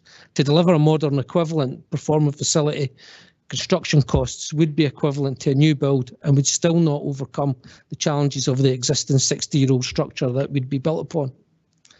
The conclusion of the various investigations are that none would fully address any of the operational theatre deficiencies, such as stage depth, lack of studio space, poor circulation space, and in particular front of house accommodation, and do not therefore represent value for money. As a consequence of the findings and recognising the potential closure of Falkirk Town Hall for 12 months, it is recommended that the Town Hall is closed at the end of the year after the pantomime. Should that decision be made, and recognising the property as common good, a further consultation will be undertaken to accelerate the demolition of the property, and it is proposed, if this was approved, that £200,000 from any capital receipt generated would accrue to the Common Good Fund, and any receipts that are generated would be applied towards the cost of the replacement facilities. As outlined in the report at 5.28, there continues to be a commitment from the Council to a new arts facility and a new Falkirk Town Hall, and it forms part of the growth deal that the Council has signed up to, with the intention that any new facility acts as a catalyst for the wider regeneration and forms a core part of the region's cultural sector. Members will recognise that given the challenges of inflationary cost pressures, changing operational requirements and an uncertain economic climate at present, it is essential that the Council's substantial investment in a new Town Hall project is optimised to deliver the maximum benefits. It is therefore proposed that the business case for the project is reviewed and developed to reflect the current circumstances and any future location parameters. In pursuit of identifying a new site and developing a robust business case, a framework is set out in the report at 5.31. The framework seeks to ensure that the project acts as a catalyst for regeneration, can be the fulcrum for cultural activity, aspires to be a low or zero carbon building, and demonstrates best value. It's set on further at 5.36. Based on the recommendations of the report, should these be agreed, officers have set out a number of actions that will be immediately progressed. These include progressing the demolition works across the whole site, progressing the business case development and feasibility of options for the new Falkirk Town Hall project based on the framework that's outlined in the report. This will include opening negotiations with several landowners on the sites that are available. We would look to review the locational opportunities for the delivery of project with a focus on deliverability and value for money. And we would be looking to bring back a report to a future council meeting with the outline business case for the new town hall with a commitment to timescales for delivery. As set out in the table in section 7.1 for financial implications, the budget currently available within the council's general services capital programme for the delivery of a new town hall is £39 million. Members will note the table at 7.1 mentions including growth deal support. This is a typo and should state excluding, as funding has obviously not been awarded and is subject to the decisions we make on the new town hall. The detailed financial position and the spending to date is provided in Appendix 5 and reflects the position more accurately.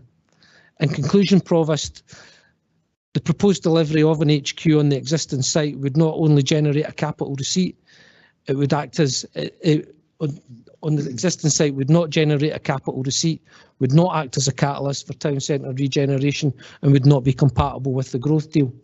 The requirements for a new town hall facility have changed significantly due to the staff working arrangements, and more flexibility is required in the accommodation that we deliver. With the significant inflationary pressures being experienced in the construction sector, it's important and essential that we progress with a positive decision and move forward with the development of a business case. As outlined in the report, I'll summarise that the disentanglement and condition works required to Falkirk Town Hall will result in an expenditure of between £4.5 million and £6.5 million. These, whilst would not overcome the operational challenges of the facility, would provide a limited extension of the building's life. In addition, if the works were to be progressed, the Town Hall will require to close for 12 months to ensure that these are undertaken safely. It's unfortunate that Falkirk Town Hall is proposed to close prior to a new facility being available. However, the refurbishment of Falkirk Town Hall is not considered to represent best value and would compromise the resources as outlined that would be available for the development of any future Town Hall. And looking forward, if a decision is to progress to a more permanent, centrally located High Street location, there is the opportunity to maximise the resources available to the council from the disposal of the existing site, hopefully secure the growth deal funding, and will allow us to recast the business case to fully align the project with proposals for wider regeneration of the town centre. And I'll pass you over to Malcolm now to take you through the second report. Thanks very much, Mr. Ketrick, for that very concise report. Mr. Benny. Thank you, Provost. As we've already heard, the condition of this building is very poor. We've also heard that disentangling the building from the municipal building would come at a cost of £2.3 million. Provost, can I interject, please? What would you like to say? I don't know if Mr. Moody, apologies, Mr. Benny, I don't like doing this. Maybe Mr. Moody can clarify things. We have two different agenda items here. We have 10A and 10B. Would it not be better, much more efficient, that we actually dealt with 10A first? Mr. Moody will clarify that. Thank you. I think Councillor McCabe raises a helpful point, Provost, and I think it's maybe just a word of explanation that they are listed as 10A and 10B rather than 10 and 11 to represent the fact that they are interlinked reports. And I think the presentation that Mr. Kettrick has just given, I think, segues very well into the one which Mr. Benny was just starting. I think the view is that the report's subject matter, although separate reports, are so interlinked that they're better presented together. The decision making, if this provides some reassurance, will come separately. So any voting on any motions or amendments will be separated and will be clearly distinct. Excellent, thank you, Colin. Apologies again, Mr. Benny. So on a point of clarification, amendments will be for both A and B, or do you want them separately? Correct, A and B. Because we have two amendments, one for A and one for B. Yes, we'll take A first and then we'll move on A to B. Okay, thank you. Mr. Benny. Thank you. Yeah, we've heard that disentangling the building from the municipal buildings would come at a cost of £2.3 million and need a full closure of this building for 1 year. Upon reopening it, it would need further investment to keep it in a sustainable operating fashion. During the closure, there would be a financial burden of £400,000 on the council, as no income would be generated and staff costs would remain in place. Looking ahead, the combination of being located on a demolition site, along with the venue's backlog maintenance issues, are likely to lead to increasingly poorer experiences for the public in the coming years and a predicted reduction in income. Furthermore, and this is a really important point, the vulnerability of the asset threatens the council's reputation, as there is a danger that future shows could be disrupted due to the failings of this building. Given these circumstances and the requirement to deliver a significant efficiency from the former Falkirk Community Trust, it's recommended that Council closes the Falkirk Town Hall after the Panto at the end of this year. This would be a managed and planned closure that would allow us to do it in partnership with users, but also protecting the council's reputation. The closure of the Falkirk Town Hall would provide the opportunity to launch an exciting new arts programme across the Falkirk area that maximises the use of popular community venues and buildings.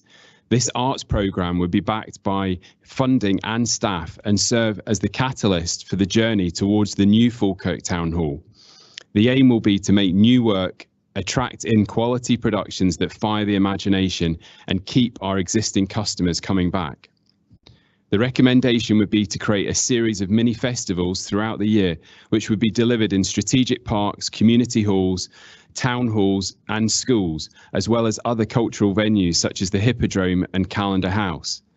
This programme of live performances would be supplemented by existing and new participatory activity, performing art workshops, singing and youth music initiatives. Such a programme would give the council the opportunity for the first time to take live performances to venues across the council area, as well as developing the existing programme of outdoor theatre and events. Staff and budget will be required to help relocate the voluntary art sector into alternative venues, and there are 10 regular bookings each year, and this could be achieved by creating a new voluntary arts budget of £10,000 per year that would provide financial assistance to this sector to buy in the relevant technical support to deliver their programmes in alternative venues. Groups would potentially bid for this funding typically in April at the start of each financial year once the council budget had been agreed. In addition, we're proposing that £50,000 of the Change Fund is set aside to assist the team to look for external match funding opportunities to really make the new events programme as exciting and engaging as possible. We recognise that the disruption this closure would have to many local groups, and if agreed, we would take a proactive effort to engage with the groups to see how productions could be modified into alternative venues and supported to still be successful. We recognise that the capacity and technical facilities fall short of those available in this building, but alternative options include Grangemouth Town Hall with 434 seats, the Bowness Town Hall with 390 seats, Doby Hall with 476 seats, the Falkirk Trinity Church with between 240 and 440 seats, as well as a number of high schools. Now, I heard the very relevant feedback with regard to school provision, but if COVID's taught us anything, it's that we can find solutions to problems and do so at pace. And I'm confident that we can have positive conversations with education about changing access arrangements around school. But also in our other venues, we can look at moving the lighting equipment that we have in this building and also looking at accessibility. And for me, that's the opportunity that would present itself after today for us to engage with groups, understand what their requirements are, and then look to how we can support them. I'm confident that we can work with our council colleagues and our voluntary performing arts community to ensure that we continue to support performing arts in the Falkirk area until the opening of a new Falkirk Town Hall.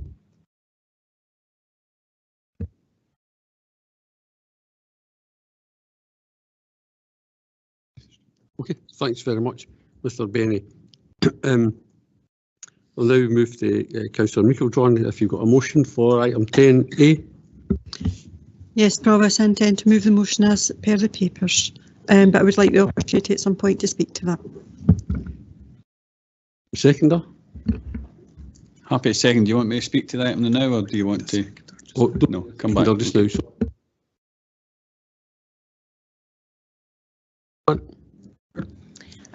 I did give notice of an amendment. I do have an amendment, and everyone has a copy of that the amendment. Thank you, Councillor Kerr. You got an amendment coming forward? Yes, we have, Provost. Thank you, Councillor Spears. Do you have an amendment coming forward? For 10A, we have an amendment. Are you asking for 10A and 10B? Just 10A at the moment. We have an amendment. Thank you. Okay. So we'll just move on to 10B. Do you have an amendment for a motion for 10B? I'll be moving the motion as per the paper, Provost. Okay, thank you. Councillor Hannah, you have a motion for amendment for 10B? I do have an amendment for 10B, and again, that was circulated to everybody in advance of the meeting. Thank you. Councillor Kerr, do you have an amendment for 10B? Yes, Provost. I'm unsure if it was for 10A or 10B, but yes, there is. Councillor Spears, do you have an amendment for 10B? As previously indicated, we have an amendment for 10B. Thank you very much. Provost, I think we have the indication then that the motions for both items will consist of the recommendations. We appear to have 5 amendments, I think, 3 for 10B, and I think 2 for 10A. Possibly Councillor Kerr's, I think, is for 10B rather than 10A. I wonder, Provost, in the light of the fact that we have 5 amendments available, if those who are moving those amendments are content that where they haven't been circulated, they can be circulated now, and that may give all members of the council an opportunity just to understand what is being moved by each of the groups, and it may be in that case, Provost, that a brief recess may help just to allow people to digest what is in each of the amendments. Okay, that sounds fair. In that case, Provost, I think the amendments can be circulated. They will be emailed in one by Mr. Perry, and I think Mr. Frawley will be circulating them in paper. Could I possibly ask that there are also physical copies for the people who have had deputations, because I think it would be only respectful that they're able to see the amendments as well. I think that's a good point, Councillor Hannah, and that will happen.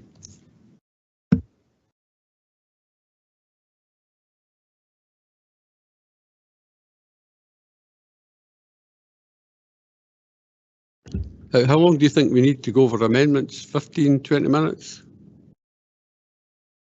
20 minutes? Okay, 20 minutes. Thank you.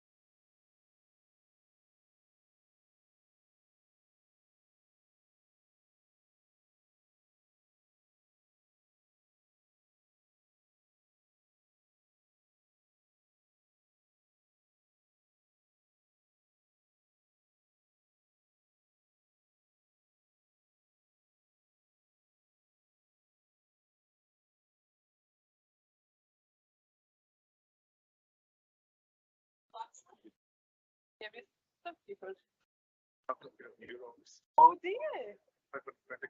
Oh God.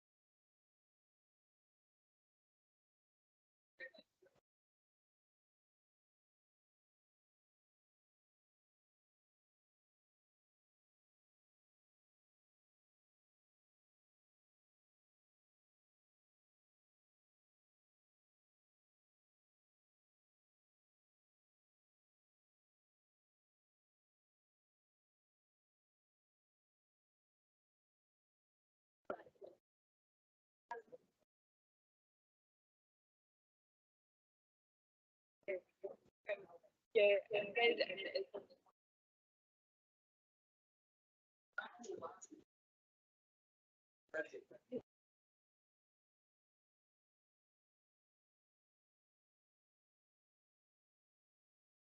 Yeah, no, it's all right.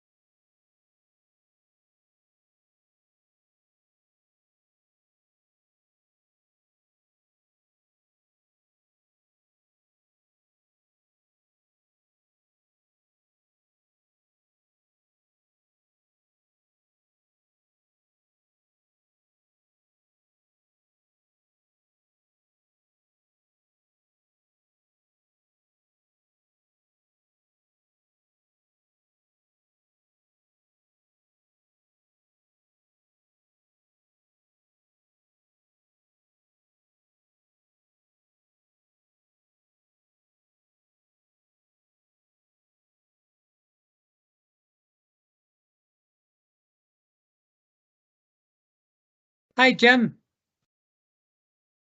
Hi, Billy. Good to see you. Hi, how are you? I'm fine. Yeah, hang on in there. Well, I was in at the meeting this morning and there were no heating on, and I'm loaded with the right. cold. So Aye. I just came back. I didn't want to make myself any worse. No, quite right. Quite right. It's Aye. frozen. It's a big room and it takes a lot of heating, you know. Well, there were no heating whatsoever. I think they All got right. a heater in at lunchtime, but I just went away. I couldn't cope with it. No, quite right.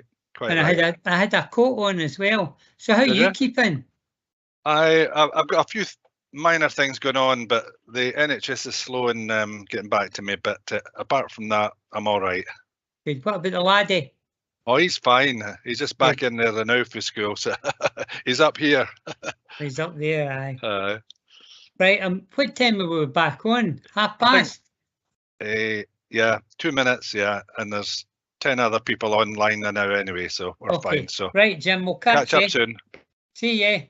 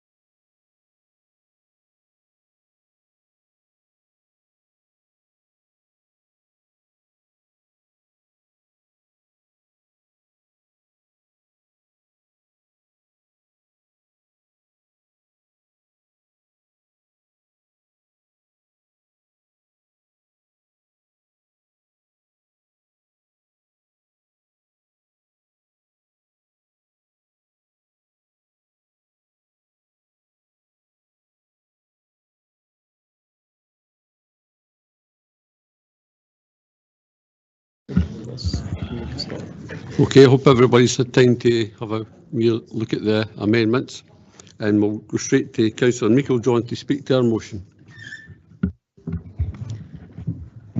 Thank you, Provost. And because they are both so interlinked, I'm going to speak to both A and B.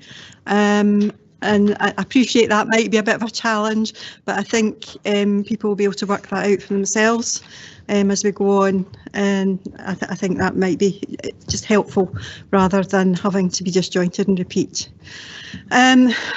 Firstly, there's a huge history to the HQ and Arts Centre, and over many years there's been a huge amount of work, particularly over the last 5 years, looking at a wide range of options, and doing options appraisals, feasibilities, costs, etc. And if anybody is not aware of that, then I'm not sure where they've been, because it was certainly the subject of a lot of discussion, particularly elections, and a lot of question, a lot of work's gone on into that, and I thank officers, many of whom are no longer here now, for the previous work that they've done, and indeed the officers that have been pulling together that work since, and doing the update work. What it has meant is that there's been a constant delay in actually reaching any decision, and for the want of a better word, it's been like wading through treacle to try to get to a positive outcome that would be for Falkirk, for our town centre, and for the arts community. And there's been a lot of public comment with regard to that delay and the impacts it has had.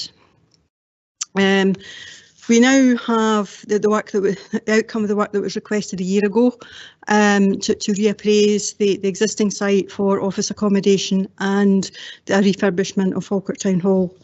Time has moved on in that period, and the need for office accommodation for the council's own business has been reappraised, and with hybrid and mobile and flexible working, our office needs have been determined that there's not any need for any additional office accommodation, and I think that's the right thing to do. We are rationalising our estate and looking at the costs that we no longer need to have built in to office accommodation, and that's where we are with the rising costs. The provision of an office block on the existing site would be somewhere between 32 and 33 million is what the officers indicated previously. And looking at the condition of the municipal building site, of the Falkirk Town Hall site, the fabric of the building is the same age as the municipal buildings. The building is no longer fit for purpose. We know that we struggle to attract professional acts because of the stage, the backroom facilities. We know that the building is in need of significant investment, and there has been no investment over the last couple of years because of the look at a new building, and until there's a decision on that, it wasn't going to be possible to look at the levels of investment that would be needed for the building. There are huge risks with the building, huge risks of failure in the building, one of them being the heating, which we've all experienced today. But obviously the roof, and there's other aspects of the building that create a risk and could be what can be considered a catastrophic failure, and that could impact on the use of the building and particularly the performances going forward. And whether or not that is something that could be repaired, it would very much depend on the levels of repair and the investment required to do that. Taking into account the condition of the current Falkirk Town Hall building and the cost of disentanglement and the need for a year-long closure and recommissioning the building, levels of repair that's required, it's not considered best value. Being mindful that we also have competing priorities for investment. Therefore, the proposal to close the Town Hall and develop a community arts programme, professional and community-based, across the district, and the commitment to delivering a new Town Hall is the way forward. At the time of originally agreeing to keep Town Hall and decouple the Town Hall, best information available at the time from our consultants said yes, it's possible, and there was an indicative cost put into the budget. However, now that we have a bit more of a detail around that, the costs are significant, and we also know that the costs of the repairs are significant. Repairs have been known for some time, and they have been detailed in previous iterations of reports over the last 5 years. But the age of and condition of the building clearly makes the investment not value for money, hence the proposals that are before us. It's always been desirable to keep the facility open until a new facility was available. And as I said, the previous surveys indicated that was possible. But however, with such complex works, the costs have become significant, and it's not therefore possible to keep the building open during the demolition works and the decoupling, and it will have to close for a year. That is something that's not negotiable. That's something that has to happen. It not be possible to keep the building open during any further demolition works, or similarly to leave the current site undemolished. Costs of reinstatement have significantly increased, as generally all costs have increased, but more factors, more substantial work would be required as part of the reinstatement work, which would not extend the life of the building other than a few years, nor provide any improved facility for user groups nor audience, and importantly, impact in the delivery of a new building. I'm sure fundamentally we all want the same thing, and that is a new town hall, a modern replacement for the existing facility that is currently beyond its end of life and no longer fit for purpose.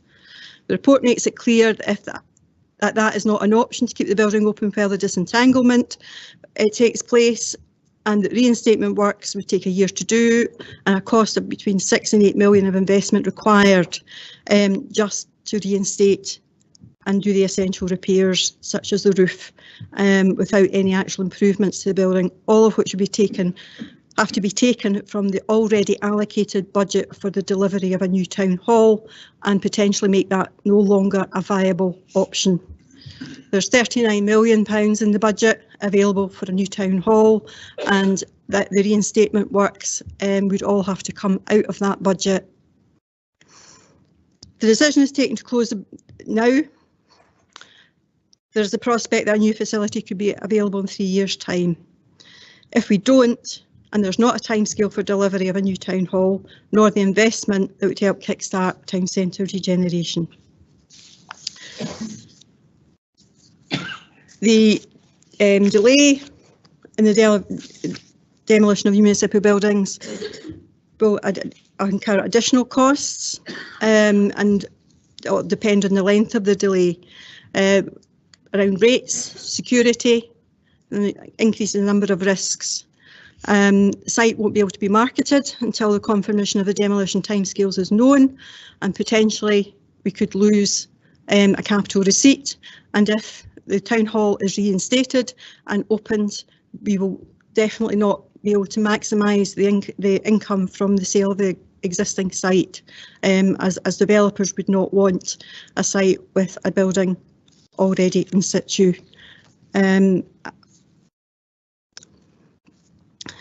Delaying the decision today in relation to Falkirk Town Hall will also incur further unsettlement around the closure for staff, and similarly the user organisations.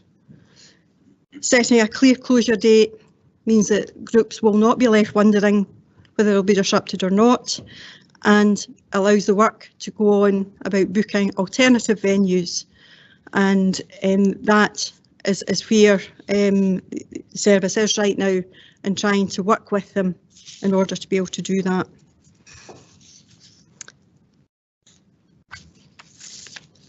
Extending the arts programme across the district, utilising other venues, will give great opportunities to each of the localities, making it easier to access, help sustain some of the other facilities, and hopefully leave a legacy when the new town hall does open.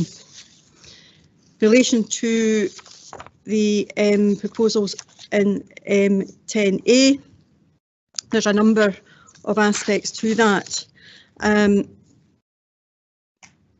Obviously, there's clear risks with making no decision, a reputational risk, losing confidence in relation to the town centre, particularly the businesses, and a complete lack of faith that we as a council will invest in our town centre and deliver on anything that will help regeneration within our town centre. Just today, I was asked to contact a couple of people who are owners within the town centre and are looking to make further purchases. Today's decision whether or not we move forward and seek to identify a suitable site for a new town hall will be a factor on their decision whether to continue to invest in Falkirk, to purchase any further properties, to actually help the regeneration or to offload existing properties. That is something that we will have to seriously consider going forward. The agreement to demolish the building and release the full site allows us to maximise the ability of the capital receipt.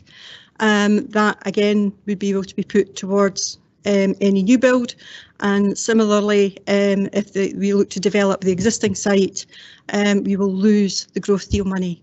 That is equivalent of around £11 million that we would be short in taking forward any new building.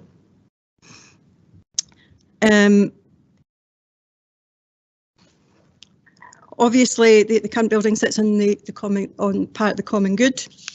We've already done a consultation with regard to municipal buildings around the common good, and we would have to do likewise in relation to the town hall. It would make sense to give a recognition to the common good and make funding available to any of the local groups, organisations that can bid into the common good. So therefore, I'm happy to support giving a contribution to the common good and making that available. It would not impact significantly on the capital receipt that would then come in and impact on the business plan for the development in the town centre. So recognising some of the correspondence and things that we've all had today, I am more than happy to accept the amendment that has come from the Conservative groups in relation to the challenges given particularly to the Big Bad Wolf Company, and the ability to be able to compromise around the timescales for the closure, and would support delaying until their production is concluded. However, I also recognise that in doing that, there are others that could come and say that they would want to wish further extensions. However, that does then impact on our timescale for delivery of the ARCH programme, and that can only be delivered with the savings made from closing Falkirk Town Hall, and there's a balance to be struck there. We will work with all user groups to find suitable alternatives, and what is not going to be possible is to have like for like. Therefore, it will be important that we work innovatively to make alternative venues work for everybody, and hope that we can be able to move forward today, give officers permission to go and do the work that's needed to try and identify a site for a new building, allow the demolition of this site to go ahead, and contribution to the common good as well as the consultation, and obviously a report back to members in due course. I think delay is not an option. We've had 5 years of constant delay for delay's sake, and that is something that has been recognised by many within the community, and including the arts, and that is just not an option left to us. It gives the credibility or a lack of credibility to the council. And it's also something that was cited again in our best value report, that we had not moved on with that. We hadn't been in a position to be able to take difficult decisions. This is a difficult decision. It's not one that is easy to make, but there's compelling evidence in front of us, not just around costs, but the risks associated with this building that we're sitting in. And I believe that the best thing for all our communities is for a managed closure of the building, and to look at how we can deliver an arts programme which is innovative, different, and will attract not just locals but people from out with across the district. I therefore move the recommendations as in section 2, but I'm happy to accept the amendment from the Conservative group. Provost. Okay, thanks, Councillor Meikle-John. So you've moved your motion for A and B, so do you have a seconder for A and B?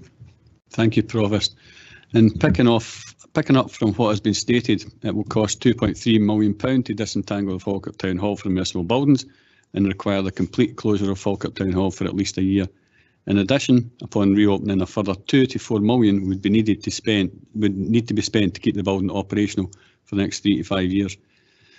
This potential £6 million investment would not improve the building's outdated performance or resolve its poor energy efficiency. In addition, a capital receipt of approximately £6 million from the sale of the current site would be lost. And I'm sure we can all agree climate change and its implications need to be taken seriously, and this building is one of the biggest contributors to our CO2 emissions.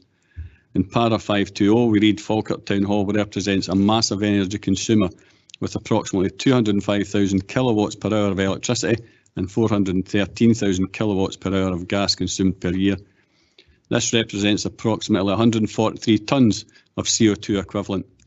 The project team have been considered this works that could be undertaken to improve the energy efficiency to net zero, and have concluded the cost would be the same or more than the new building. I'd like to thank Amy and Marie, who have come along today speaking towards this agenda item and given us their own thoughts on what this town hall means to them. The passion shown here and through the email correspondence all elected members have received show how integral the town hall is to the community of Falkirk District. To me, this highlights how important a brand new state-of-the-art fit-for-purpose facility will be for the users, the community, very importantly our local businesses and the town centre regeneration. Some of my happiest and indeed earliest memories are from the town hall, from standing on the stage singing Three Blind Mice with my fellow terrified St Pat's classmates, to attending a sellout fishing show with videos of exotic locations and expert anglers giving advice, to more recent times like my first Proclaimers gig, attending award ceremonies and our very poignant Remembrance Day and Holocaust memorial events. This town hall has been a part in all of our hearts, and as such these proposals before us have been looked at in great detail and any decisions have not been taken lightly. I'd like to personally thank our officers, past and present, for the work they have done over many months and indeed years, preparing reports and answering the many questions put to them. You have heard how we need to move forward and the reasons why we need to take the approach before us in these recommendations from officers and the council leader. Does Falkirk need and deserve a town hall they can be proud of? 100%. Is a town centre location of this facility imperative to try and assist our many town centre businesses, increase footfall and be a catalyst towards our town centre regeneration? Yes, it is. Will a brand new state-of-the-art facility add to Falkirk's tourism attractions and make Falkirk the place to be? Most definitely. Fellow members, this is not a time to delay further. This is time to make bold, positive decisions and do what's right for our communities, our businesses and indeed our youth, as this is about the future. I'm happy to second these reports and the amendment from the Conservative group. Thanks, Councillor Gardner. We'll now go to Councillor Hannah. Do you wish to speak to both amendments or just one at a time? Do you want at a time if you want? No problem. I just thought I'd make the offer since Councillor Meikle-John spoke. Well, I understood that we'd already agreed to do them separately, but you then allowed the motion to be put forward together. So I was prepared for doing them separately originally. That's fine. That's fine. I'm fairly new to this council. I only was elected in May. Since I came, that said, I was aware of a history related to the HQ and Arts Centre. I haven't been living in a bubble for the last however many years. I was aware of the problems that there have been about getting a decision, and one of the reasons I decided to stand for election was that I thought it was time there was some common sense brought to the decision-making process, and I'm hoping that I'm able to bring some of that. I have listened over the last few months to people talking about the problems there have been. I've had people accusing one group, accusing another group, accusing officers, accusing everybody of being responsible for the delays and the inability to make a decision. The Best Value Review has clearly said that there is a problem in our decision-making processes and clearly said that we need to collaborate more.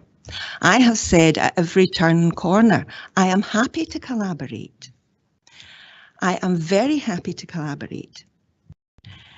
But collaboration to me means a great deal more than someone telling me, here's a proposal, agree it, and that's all there is to it. And that is very much the way this has been brought forward. Both officers and those putting forward the motion have said that this is going to be a managed closure, a managed and planned closure. The first time the closure date of December this year, or is it March next year, because in the two reports there are two different dates. The first time I was aware of these dates was when I saw the reports. The reports were made public on the 20th of September. That was the first time anybody, apart from presumably the administration, knew that this proposed closure was imminent. That to me is not a managed and planned closure. And we have heard excellent presentations from Amy and from Marie, and I will not go through some of the things I was going to say, because I think Amy and Marie very, very well said some of those things about the importance of a venue of this sort. Now, let's be very clear here. The amendments that we're putting forward from the Labour group are not saying we just want the town hall kept open. That's not what we're saying. We are all accepting that the town hall has problems, that it's not in the long term, as it is now, an ideal venue. We all know there are problems, and the dozens of emails that I have had and letters that I have had, I don't think I've seen one yet that said this town hall should be kept open forever. I'm very pleased to hear that we're talking about a replacement, a new, a better town hall for the Falkirk community. I mean, I'm very pleased to hear that we're looking forward and not backwards. However, I would have hoped that the proposal to close this town hall would have been put on the table for this council alongside the proposals for alternatives. All we have here in front of us, there have been things said about how we want a new all singing, all dancing town hall. We want decisions made that will be developing the community. But that's not what's on the table here today. Now, my amendment is about saying, let us, for the time being, shelve this idea of closing the town hall precipitately, because it is a precipitate closure. As far as I'm aware, there are events planned up until April next year. There may be more that I don't know about. This is a precipitate closure with no alternatives, no realistic, viable alternatives in their place, ready to go. Now, if what officers were doing was bringing to this table, this room, this council, a proposal for closure of a planned and managed proposal of the town hall, alongside the proposals for replacement, I would be in a very different place today than I am at the moment. The place I am in today is that I see this as being putting the cart before the horse. If I want to move house, I don't sell my house and then be homeless for 4 years, 3 years. I've heard 3 years, I've heard 4 years, I've heard 5 years, whatever.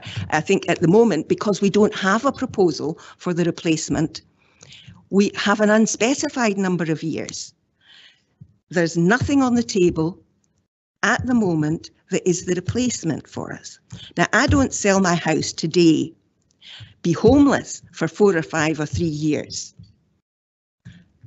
with the thought that maybe at some point I'm going to be able to buy an alternative home. And I don't think there are very many people who would think in those terms. And that, in a sense, is what you're suggesting we agree to for these organisations, for the organisations that have used this town hall. Now, I don't think anybody loves the building or the way it is as it is. What people love is the memories, and I think Paul said that quite well. For myself, I have many, many memories of watching my daughter, bringing my daughter to the singing kettle, of watching my daughter playing her bagpipes, playing her piano, watching her singing, watching her dancing. And those memories are really, really important. Now, if we have 3, 4 or 5 years without a venue of that sort, those young people lose that opportunity and those parents lose those opportunities. Amy said very, very clearly she has concerns that we will lose a great deal of the artistic and cultural community if there's a long closure period with alternative, less viable venues. And let's be clear, any talk about alternatives, the town halls that have been referred to, they already have events. They're not sitting empty waiting for the events that normally would be in the town hall here. They're not sitting doing nothing. They already have local events going, and I am all in favour of supporting those kind of events and promoting those kind of events. But we need also to have something, not just for Grangemouth, not just for Bo'ness, not just for Larbert, but also for Falkirk. The proposal of this amendment is to say, do not precipitately close this town hall. Keep it open. I am not specifying a period. There have been suggestions about February, and I do think there's a difficulty in saying, yes, we will extend this deadline for the Big Bad Wolf Company, but not for the Operatic Society, and not for Paul Young and Lulu. Also events scheduled for April next year. I think it's difficult to be saying we'll extend it for that period. My amendment is suggesting we extend it, and the period of extension depends on when our officers can come forward with viable alternative proposals. And please bring to us at one and the same time the proposals for a planned and managed closure of the town hall and the proposals for a replacement town hall. Absolutely accepting the changes in terms of the question of the headquarters, and I don't want to get into great discussions about that here today. I think the important question here that's on the table is what happens with the town hall. So please, please, please support my amendment. Please support the cultural and artistic community of the Falkirk Council area, and come back with a vision, please. That's what we are all wanting, is a vision of what the future will look like. We want that vision. We do not want, yes, we'll cut this off, we'll shut that down, and then we'll think about what we're going to put in place of it. Bring us a vision, and we will have a very, very different conversation. Okay, thanks, Councillor Hannah. Do you have a seconder for your amendment? Thank you. Yeah, we've all heard the public outcry. Our inboxes have been full, and we've heard from people here today. The closure of the town hall in 94 days really feels as if little regard has been given to the organisations that use it and the people of Falkirk. Specifically, our young people who've had to sacrifice so much going through COVID-19 to have planned events pulled away from them at short notice. I got a delivery from the children of Sunny Stars, who delivered a beautifully illustrated petition to have their voices heard in this debate. Apologies that I didn't have time to circulate it, but I would love to show you it all before we leave today, and it is truly a work of art. We're all aware, and we've all heard today, the financial pressures on the council, but to now move for closure in 94 days, having minimal consultation with the groups and the publics, no concrete alternatives and no projected date for a replacement, not least of all no real environmental impact report, I feel unable to support the motion as it stands today, which is why I second the Labour Group amendment. Thanks very much, Councillor Patterson. I wonder if we could just display the Labour amendment online for those watching online.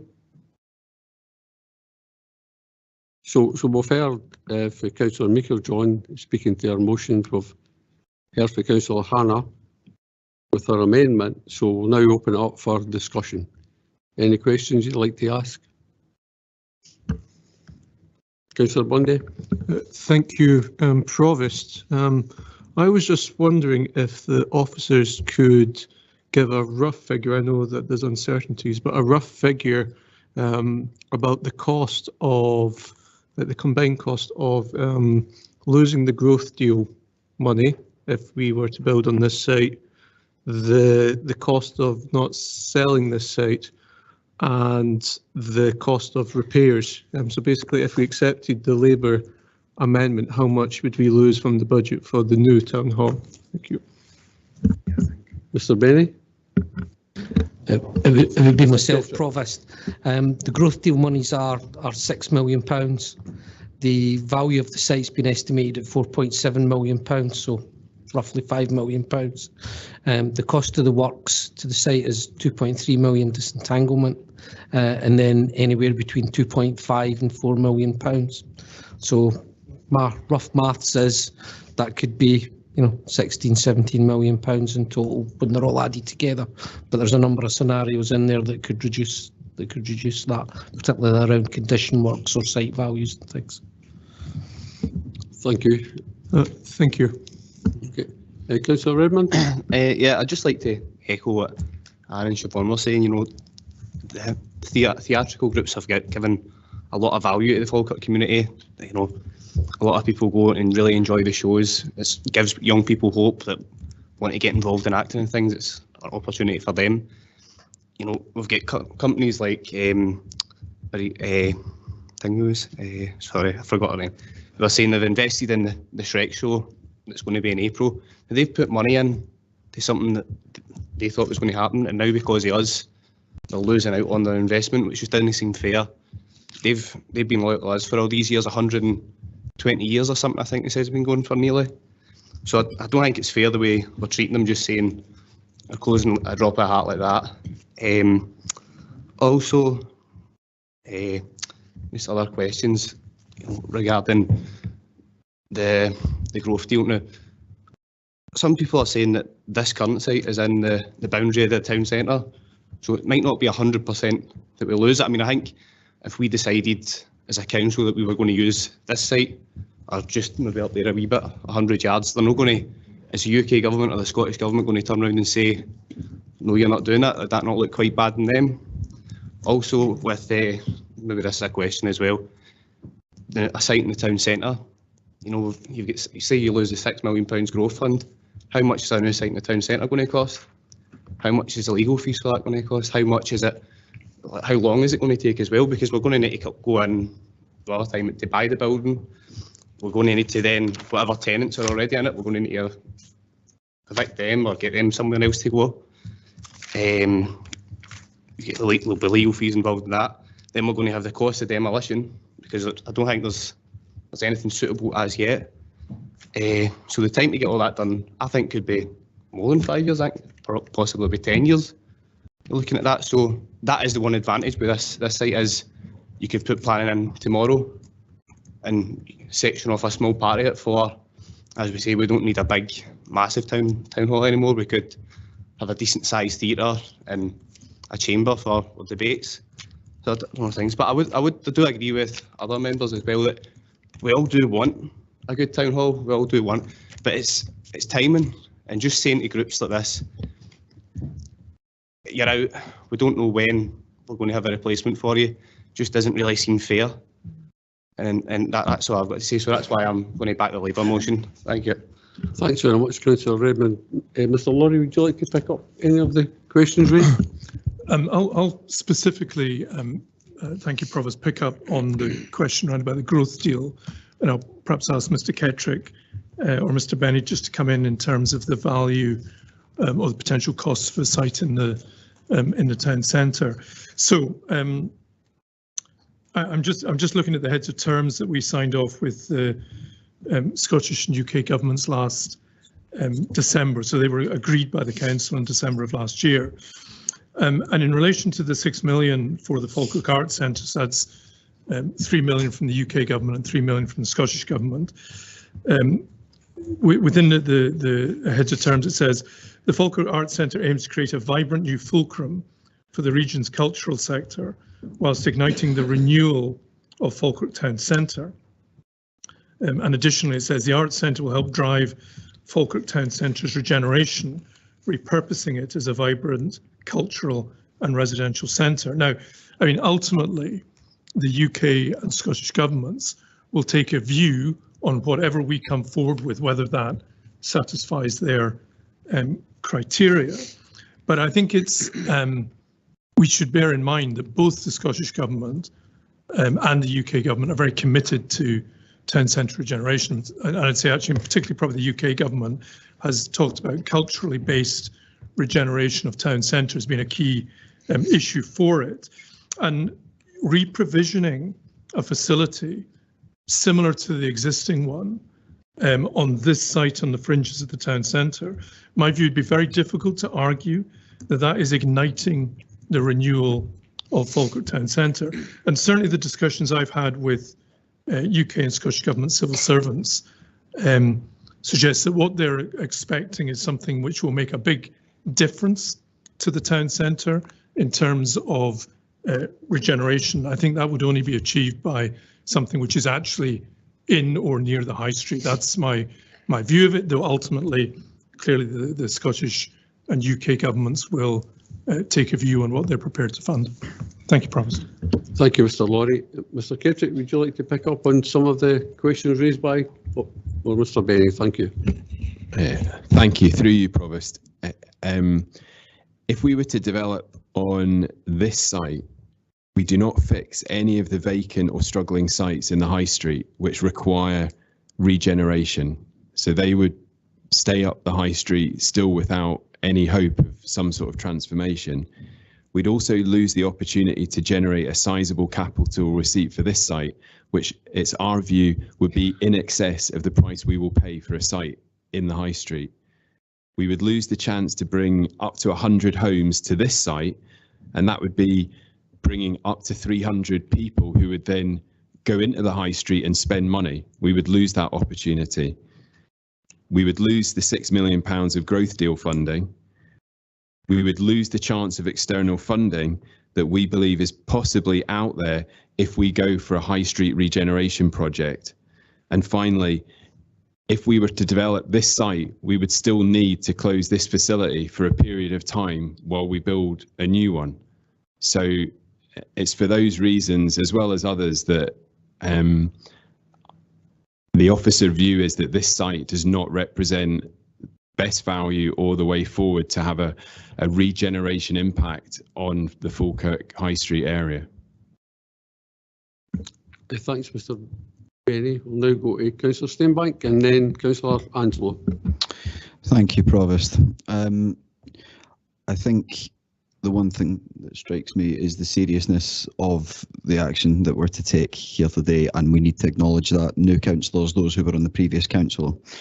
I'd just like first to thank the many members of the arts community who have been getting in touch and those who spoke today very excellently, as well as the officers for work on this project, which has been admittedly, even from an outside perspective, before May, a long-standing saga within our town. I'm quite glad to see, and especially in the approach, even though I think quite a few of us are aware of the seriousness of this, that history on this project has been presented as in facts, and we're trying to keep our solutions to what present action can be taken right now. On the approach of the administration and potentially the Conservative amendment, I respect the attempt to manage this period, but what we've heard from organisations today and previously, I'm getting the impression that we're putting them on the back foot, that we're trying to get them to organise their way out of this thing that we released last week. And with any future proposal in this town, they are going to be the ones, as they have been before, who are the backbone and heart of the culture of Falkirk, which wherever we decide to have the new town hall, I'm very aware that we're currently, I believe, in my ward, and any proposal in the town centre would be in my ward as well, that there is an incredible success that that project needs to be to bring success and regeneration to the town. And I believe that these people who've been representing today in the strongest possible terms for us not to close it are essential partners. What we're doing in this amendment is not to delay, dig our heels in. It is to show a way forward for this, to attempt to show how we can bring people with us, make sure that any eventual project that we can agree on in this chamber can bring the benefits to the town centre that, and I agree with the council leader, I believe, who said this, that we all have the same objective over. The perspectives of the various different stakeholders has been deafening over the last week, and as the council's children's and young people's champion, I said last night over my social media accounts, and I'd like to reiterate today, is an absolute testament to how seriously the organisations in the arts culture of Falkirk take youth participation. It was a manifesto promise of those of us who sit on this side to embed considerations of young people and the impact it will have in every future policy, and this will be a motion we bring to future meetings. I believe has been an illustration of how important this is today. Young people, when they go into the creative organisations and arts culture that are housed in this building and any future arts site that we decide to build integrated with the HQ or not, are so important for that formative stage of what could for a lot be a lifelong passion, potentially career, and potentially becoming some of the most prominent people to come out of Falkirk. We've all talked about our own experiences, and I think that many of the people who have expressed their pathway into success in the arts and culture who have came out of Falkirk had their first steps in this building, showing how crucial a proper facility is. I do have some questions for officers around various parts of this, but I'm aware that there will be a lot more contributions to be made to this debate. Just in conclusion, the sustainability of our arts and culture community is imperative to any success of any future project we put into this. I believe this amendment represents the best possible pathway for this. I believe that Councillor Hannah, as she introduced this amendment, shows that we are engaging in good faith to set out proper timelines and engagement. I think that many people have said, you know, there isn't any quick fix to this, but I think we're trying to provide a clear fix to this, which provides certainty to the people of Falkirk and the Falkirk arts and culture community. Cheers. Thanks for your contribution, Councillor Steinbank. We'll now go to Councillor Anslow, then Councillor Buchanan, then Councillor Flynn. Councillor Anslow. Thank you, Provost. Firstly, I'd like to reiterate both what Councillor Meiklejohn and Councillor Hannah has said. We are in agreement in the fact that Falkirk Town Hall is a very, very important asset. I could cite things from my childhood. I've appeared on the stage. I've been to pantomimes with my children. It is a very important asset we have. However, dropping a bombshell like this on the communities that use it, I think, is devastating to say the least. I know I'm a new councillor, I was only elected in May, but if we've been contemplating and discussing this for the last 5 years, why has proposals not come forward before this for alternative sites? Why does it seem to be at the end of, that's it, its life's finished, shut it down, and then we'll start looking, much as Councillor Hannah said? Where's been the consultation with the community on this, as should be required under the Community Empowerment Scotland Act 2015? We're hearing from the flower arranging and the Operatic Society today. They didn't know before the release last week. We didn't know. So where's the consultation with the people of Scotland? I'm not necessarily set that it has to be knock down the old, build on the new. If we can find an alternative site, fine. However, I don't believe it's the be-all and end-all when it comes to the regeneration of the High Street. If you want to regenerate the High Street, this is an important factor, very much so. But it should also lie alongside the wider view of correction of our public services. And by that, I mean reinstatement of the bus station and taking up our opportunity to increase the services so more people can get in, because not everybody can come in by car. And my final point on this matter would be, we've all looked at the footfall. Yes, we're all in agreement, we want bigger, we want better. But just don't go away from the view that also extends to roundabout.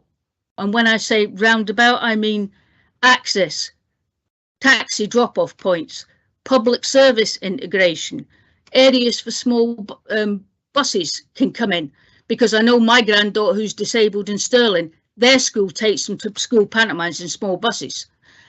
And last but not least, the disabled. I'm one myself. And while I love the town hall, as a disabled member, it's not clearly as accessible as it could be. There's inadequate and inappropriate disabled car parking, which would need to be added in. And at the moment, there is no middle banister. So there's much wider things that seem to be missing from these reports. And I don't think we should be shutting down until we've got a clear and proper proposal, be it A, B, C or D, as I was taught in the armed forces. But we need to have sight of a proper proposal without just cutting it off. Thank you. Thanks very much, Councillor Angelo. Councillor Buchanan. Thank you, Provost. Can you hear me okay? Loud and clear. Fine, thank you. Obviously, there's been a lot said, not just today, but a lot said over the years in relation to this. It became a bit of a political football and what happened then was that major decisions were taken maybe based on politics instead of common sense. I'll draw a parallel with the situation that's developed just now, with the situation with members that are still here from the previous administration, when we were suddenly, for a number of years, had been told that the municipal buildings in Falkirk was no longer fit for purpose.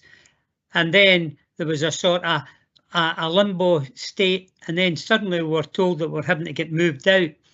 Now, the fact is that what's been said by the previous speaker and also Councillor Hannah quite clearly was the fact is that there's no proposal for anywhere else, and yet we're going to ensure that these people no longer have a facility for the arts programme in the area. The situation with the council was the same when they moved the members out. We were shunted down to, I'm not going to describe the area too well, which was Abbotsford House. We're there for some considerable time. We're in a situation then when many members wouldn't even use that facility, including myself. I think I was only in it about 4 times. Then suddenly we were shunted then to Larbert. So what we've had here is we've had members getting put out of the municipal buildings because of the fact is that, and what everybody's got to remember is that most people that are councillors are laypersons. We're no structural engineers. We haven't got the professional capacity to answer any reports that come forward to us in a professional manner. So we take everything on board. So we were told the municipal buildings wasn't fit for purpose. We've been told lately that we could have been there for another 5 or 10 years. So we're moved there, moved to Abbotsford House. Then we're now going over to Larbert, in an area where you can sit there. You can't bring members of your communities in. There's no real place to put any of your files. I've been a councillor for 30 years now, but plenty of files, as everybody knows. So we were forced into that situation. Now it seems to be that we're going to force the arts community out of the town hall. The reasons have all been given. Now, over the years, I've held a number of events in most of the town halls in the area, Bowness Town Hall, Grangemouth Town Hall, and I've actually got a concert booked again for the 12th of November in Falkirk Town Hall. I'm a great advocate for that wonderful building, and personally, I would like to see that building retained. I would like to see a new HQ on the old municipal building site just now, one that's not as big as what's standing there, but it's going to be brought down, because the fact is, I think the leader of the council said quite clearly It's a different world now for a few years ago, when we don't need as much accommodation as we did when that was built for 700 people. People are working from home, blah, blah. But the fact of the matter is, the crux for this is quite clearly, as what Councillor Hannah said at the very beginning of her amendment, we've to take a decision today to ensure that this place is going to be closed up whenever January, February, March, April, and then there is no real proposal set for the future. This wonderful art care that we have in our area. Wonderful young people have been involved with a lot of them. I've got some of them involved in my concert in November. They're wonderful people. They deserve better than this. If we had a motion coming forward today that states quite clearly that I'm afraid that we'll need to be out by April due to health and safety, blah, blah, blah. But our alternative is that we're going to have this started, blah, blah, blah, and with a certain date in mind. That's no happen. It's all ifs and buts. And the money that they're going to put forward, we've heard the £10,000. How's £10,000? We've heard that young lady this morning saying it takes about £8,000 just for the technical equipment. I know fine, because I hired Greensmouth Town Hall a couple of years ago, and it cost me £7,000 to have an event there just for the technical equipment. There is nothing in place for them.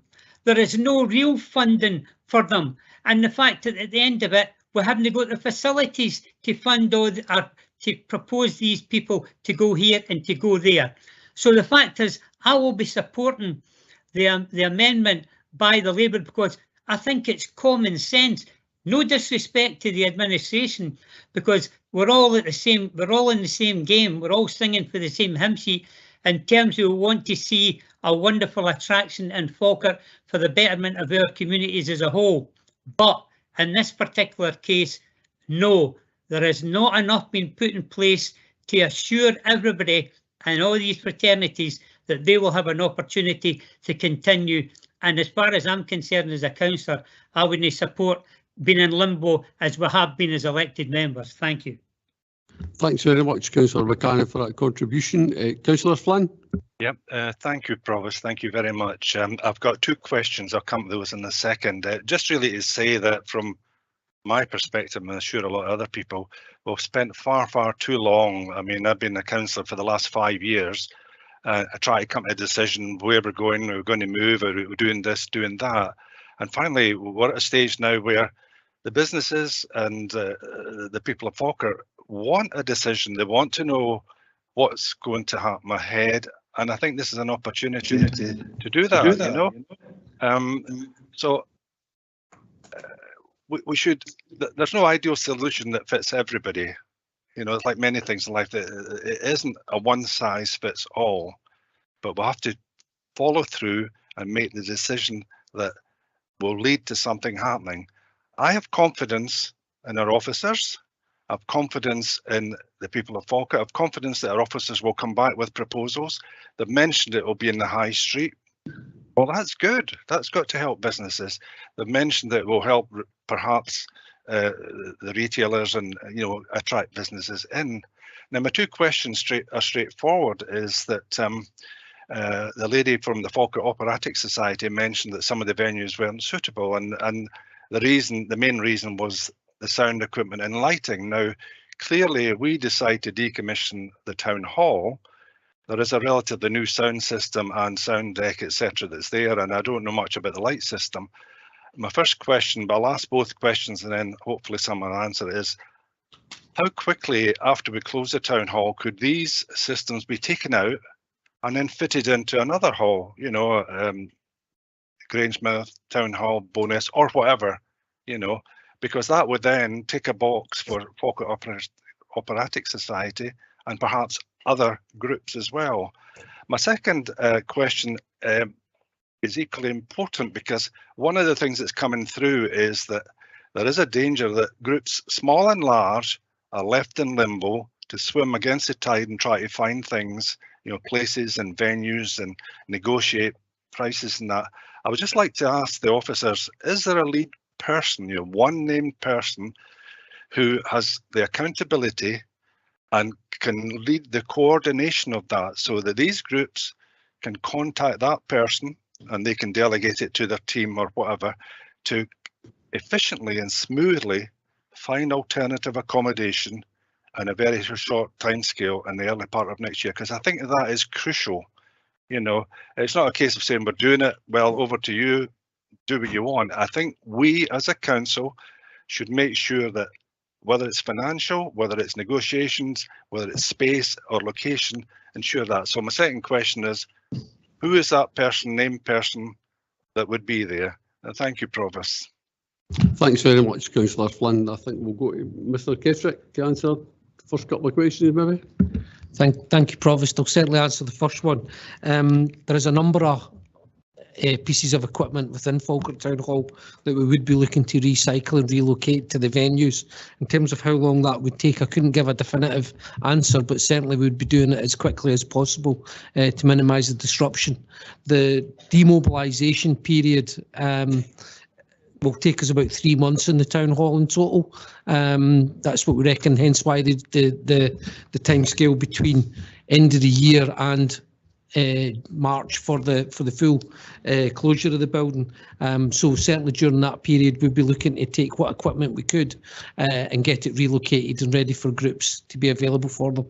There would also be any suitability works that we need to take at venues within, you know, reasonable means to try and help groups be accommodated. Okay, thank you. Thanks very much. Mrs. O'Hare, are you going to answer the next question? Hi, Councillor Flynn. We already have a comms plan in place. We'd contacted all the lessees for 2023 once the papers were published to advise them of the proposal that's been put forward and that the decision, a decision would be reached today, either. So what we have now in place is that we will be contacting all lessees once we know the decision following today's meeting to meet with them individually to look specifically at what their requirements are.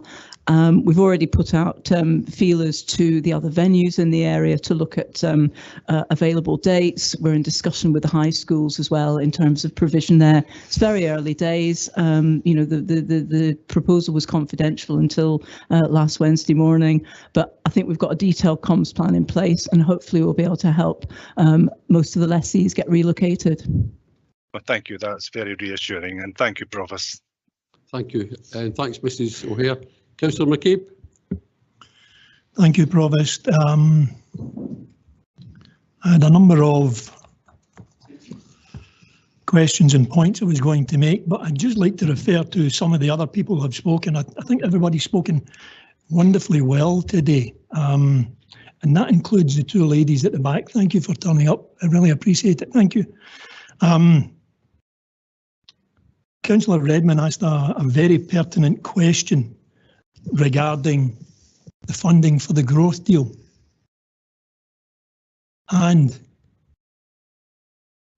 if we built the new town hall or HQ here, would we lose that funding?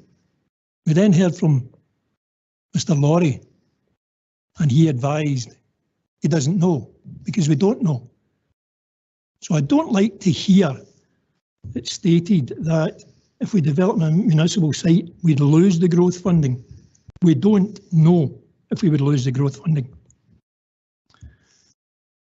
We also mentioned, or it was also stated that if we use this site here, potentially we could be looking at 100 houses, and obviously the council tax that we could be bringing in for that, and the fact that we could have 300 new residents here who would all make use of the town centre. I don't like the flip-flopping about how this isn't in the town centre, and yet for certain purposes we can state if 300 people live here, they will use the town centre. I don't like that.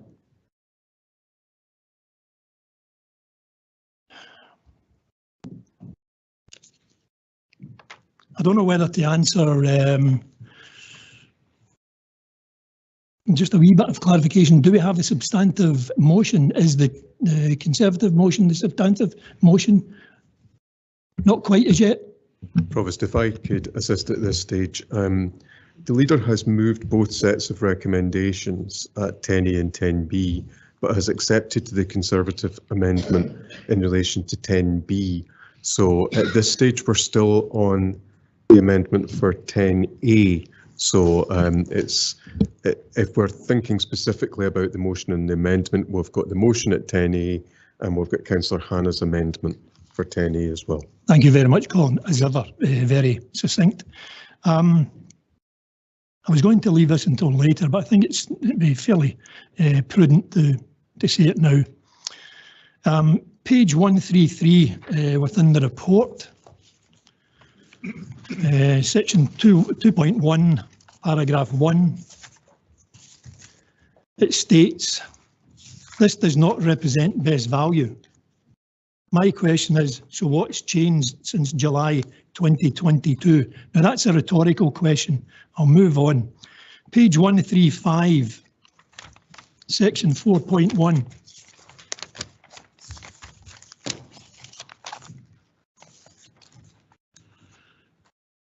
In 2017, this was pretty much the preferred option. In 2021, this was the preferred option.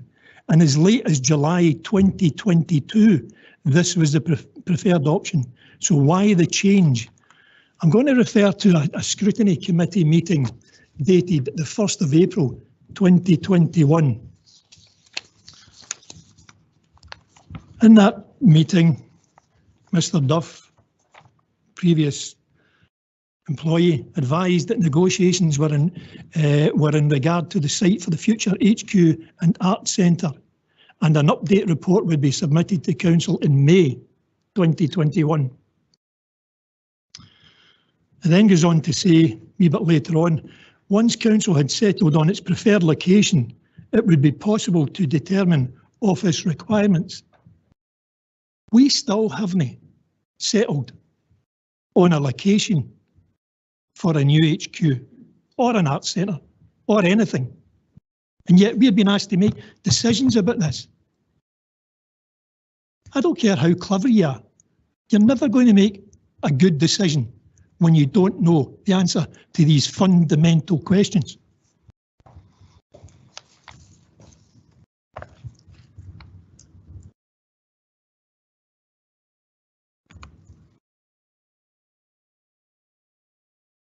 Section 4.2 refers to a report being considered on the business plan, revenue cost, subsidy, etc. Where is that?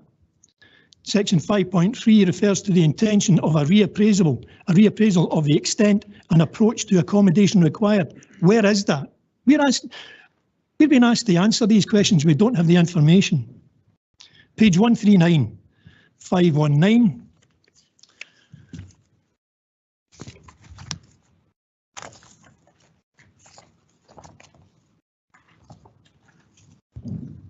Within that, it states operational theatre deficiencies, stage depth, lack of studio space, poor circulation space, etc., or energy efficiency. What alternatives have been identified to address any of these deficiencies in the proposed temporary accommodation? In other words, where Falkirk Operatic Society are going to go, is the stage big enough? We've already heard from Amy that Bowness that she's performed on is not big enough, and it's probably our best option.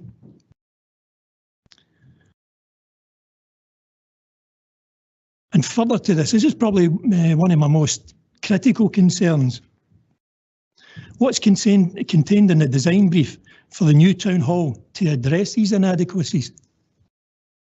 Nobody can answer that. Nobody can answer that because we don't even know where we're going yet.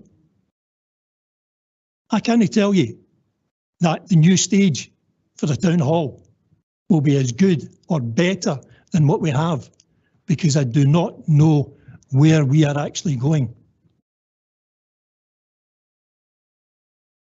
5.22 is recommended that Council reconsider creation of a new build. Where is the new build to be located? The dimensions, the brief, the details specifying that? Page 140.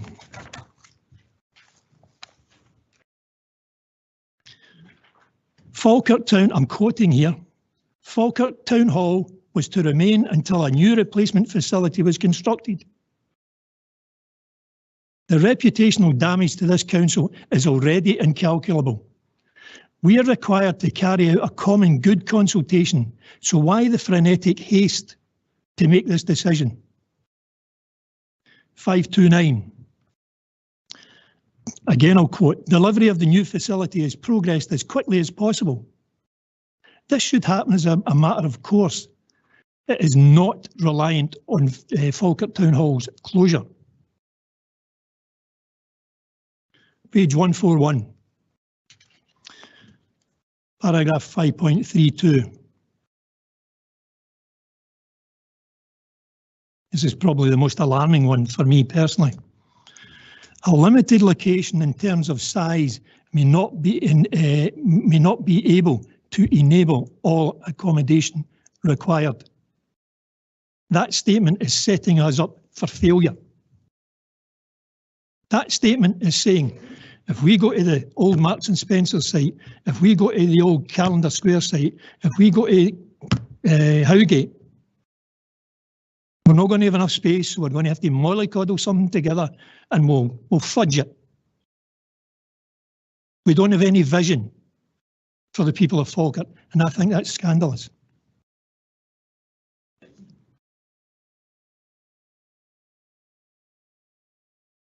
(536).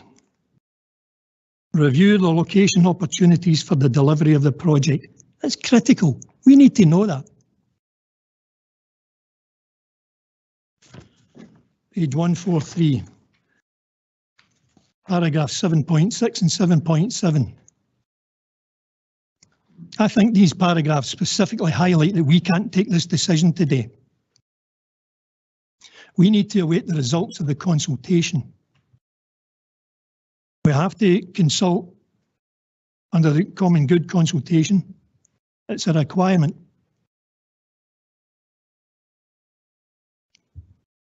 Page 146. Indicates a report in July 2022.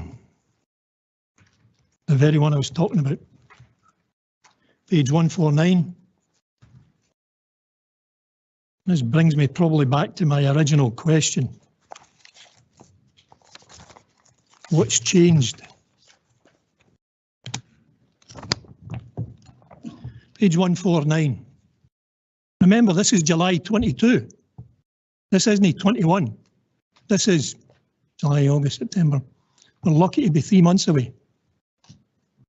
The opening statement about our civic presence.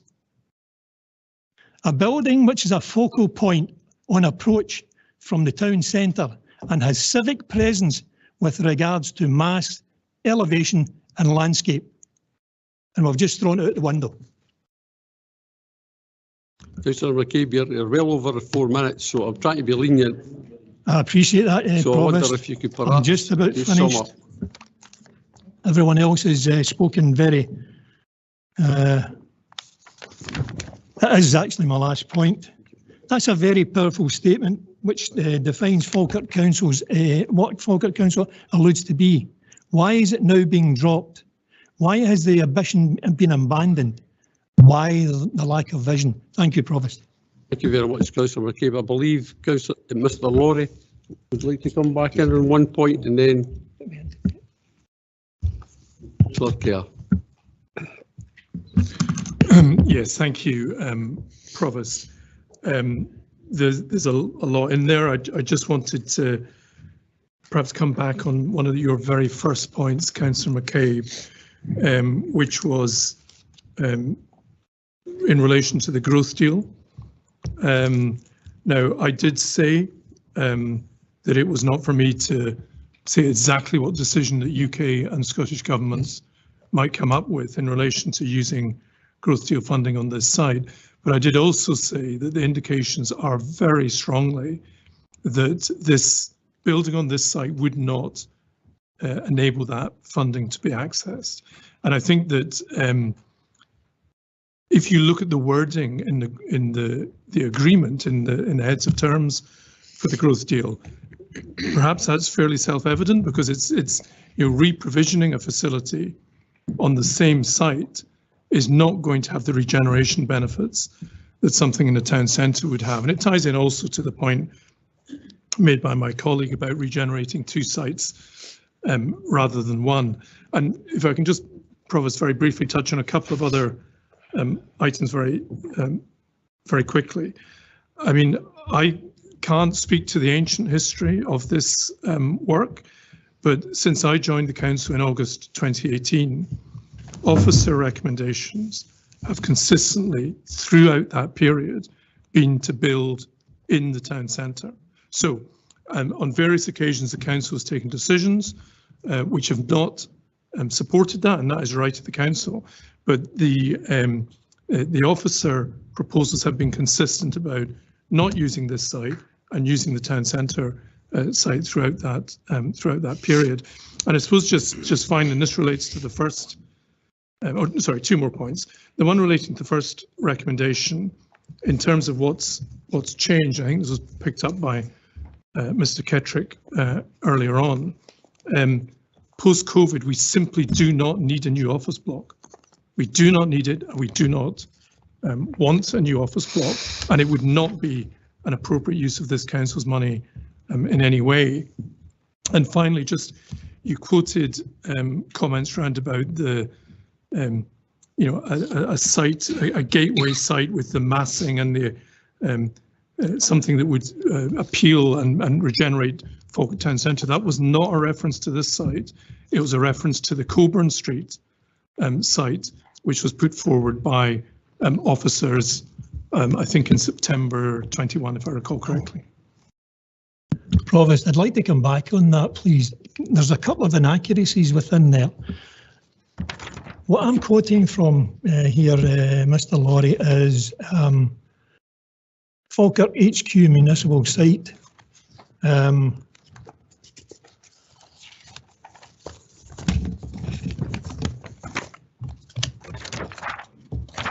Well, the graphics are actually about that site over there, the old health centre. The health centre, yeah, the one we just knocked down. That's what we're talking about here in July 2022. I appreciate, Mr. Laurie, that you may feel that the thrust of your officers have been looking to develop off-site. That's not what it's saying in here. That's not what it's saying in a report that we have received from, I think it's Michael Laird, Associates Architects.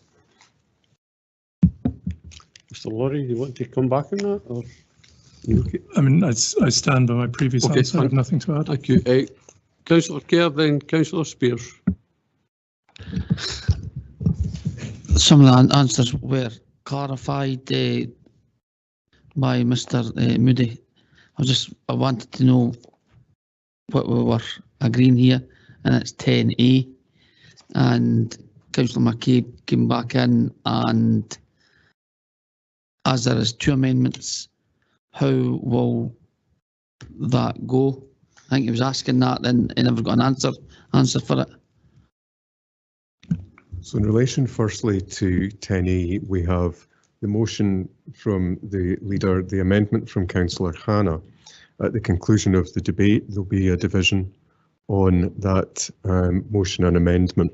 The successful motion or amendment becomes the substantive motion, against which there is a further amendment from Councillor Spears.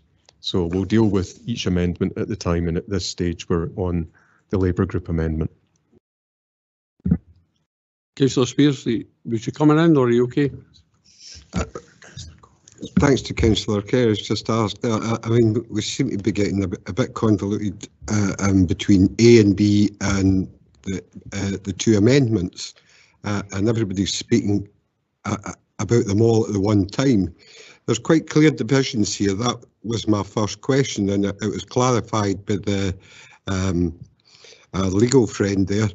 And I think we should maybe go to the vote, and if that is the Conservatives are in agreement that their amendment goes in with the SNP motion. Thanks, Councillor Spears. Councillor Colley, did you want to come in?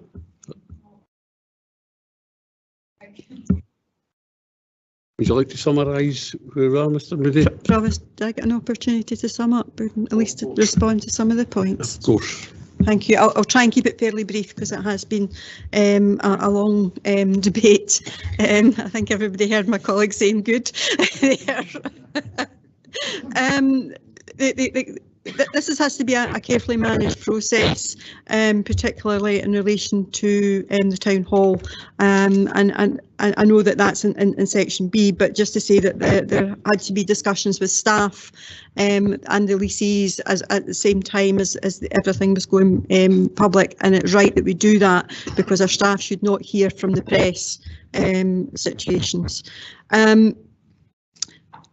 It's really frustrating not to see Falkirk move forward because for years we have debated this existing site continually, and our town centre is telling us that a new build on this existing site will not give them the economic benefits. They didn't have the economic benefits before when the municipal buildings was populated with staff and the town hall was there, and they've been very, very clear about that, that in order to get that regeneration, the culture-led regeneration activity within the town centre, it is going to have to be in the town centre, and that's one of the key reasons. However, we would get the economic benefits of reprovisioning this site for something such as housing, because we would get a different type of economic benefit in doing that, and the town centre would benefit from it just because it's town centre living, and that is part of town centre regeneration. We risk not having that and regenerating two sites, as has been said there. Not making a decision today doesn't give officers the opportunity to go ahead and actually explore sites that will then be able to deliver on a scheme, business plan and design going forward if it is further delays. And I'm sorry, I've had 5 years of delays in this, and the town centre people out there, arts, are going to say, you know, what Falkirk Council doing? And I appreciate there's new elected members here, but and I also appreciate there is a huge amount of documentation and information available, but it is all there, and it has been delay after delay after delay. And I do remember a Labour member a few years ago and saying, the next report, we've got to make a decision. We've got to make a decision. That didn't happen, and it feels like we're back at that today. We're not making a decision. It's a difficult decision that's before us, but that's what we're here to do, is to make difficult decisions and be able to move things on. The growth deal, I, Robert and James attended meetings around the growth deal, and we know quite clearly the challenges around the contribution. If it's like for like, then we're not going to get the growth deal money for it. That's the bottom line.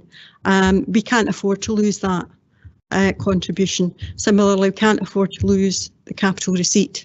Otherwise, it compromises the delivery of a new building. That's it. Because we will lose so much in doing that, that we will have to compromise whatever we then build to be able to meet the pot of money we have. And I think our aspirations need to be better than that, particularly for our arts there. There's a whole host of things that in amongst that is really for the next item, and I'm trying to discern from that. Don't know where and got the information regarding the lifespan of municipal buildings. Yeah, I saw the technical reports 7 years ago for that building, and it did give great concern. We also did not have our staff in the best possible working environment, where we had heating that wasn't working, windows that were held together with gaffer tape, and an awful lot more other things. What we do have is a building here that is the same age, and a huge risk associated with this building, and that for me is far greater risk than actually taking the decision to close this building in February, because if there is a failure in something such as a leaking roof where we have to start to cancel performances, that is not a managed closure of a building, and that is where we are getting to, is that there could well be issues that with this building that mean that we have to cancel at short notice performances, and that I think is wrong. We have a dereliction of duty, and if we don't take that managed closure forward. And I'm not going to really sort of go into the things that Councillor McCabe, because obviously he's not really taking the time to look at the history and the reports that are before us, or taking into account the changes that we're now at, and why we are now in this position. So I would urge people to take a decision, take a clear decision, allow us to move forward, let us work with the various groups around the use of the town hall going forward, and allow officers to go away and continue the work, because they've not been sitting and doing nothing to look at sites available to us, and I know that work's progressing at this moment in time, and bring back proposals in the new year that could see us move forward and give us that time scale that we're looking for, and be able to get on with the job that we're elected to do for our communities and do the best for our communities. Thank you. 19-1 Provost. Okay, Councillor McCabe. I don't look at the reports that's been alleged. I think you find I do look at reports. I'm the chair of the Scrutiny Committee. I find that remark quite insulting, but never mind. I'm going to ask a question of Councillor Meikle-John. What sites are being identified by officers? I'm not in a position to answer that question, but then Councillor McCabe. Councillor Meikle-John summed up, so we'll now be going to the vote. And just after the vote, we'll have a 10-minute comfort break, then we'll come back and we'll take Councillor Spear's amendment. Mr Moody. Thank you, Provost. So just to clarify the position again, we're voting on item 10A. The motion consists of the recommendations. Those are moved by Councillor Meikle-John and seconded by Councillor Garner, against which we have the amendment from Councillor Hannah and seconded by Councillor Patterson, and that's been circulated. Provost Bissett. Amendment. Deputy Provost Balfour. The motion. Councillor Aitchison. Amendment. Councillor Anslow. Amendment.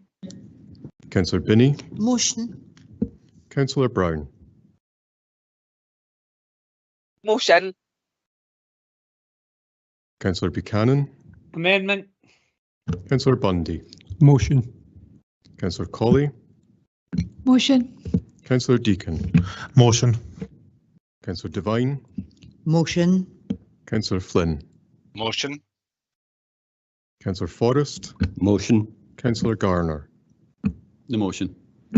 Councillor Hannah. Amendment. Councillor Kelly. Amendment. Councillor Kerr. The motion. Councillor McCabe. Amendment. Councillor Meikle-John. For the motion. Councillor Murtagh. Motion. Councillor Nimmo. Amendment. Councillor Patterson. Amendment. Councillor Patrick. The motion. Councillor Redmond. Amendment. Councillor Ritchie. Councillor Robertson.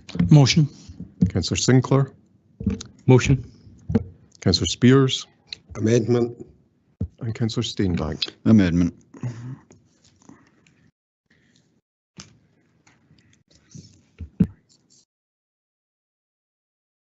Provost, there are 16 votes for the motion, there are 13 votes for the amendment, and the motion is accordingly carried. Thank you, Mr Moody. Back here in 10 minutes. Provost, can I raise a point of order before we break up? Okay. Standing orders dictate that we can't go past 5 o'clock, and I know members might have other time commitments tonight. I know I've got a surgery at 6 o'clock. Okay, Mr Moody.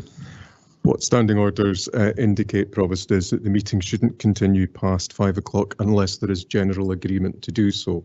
So I suppose the question, is there general agreement among members that we proceed after 5 o'clock?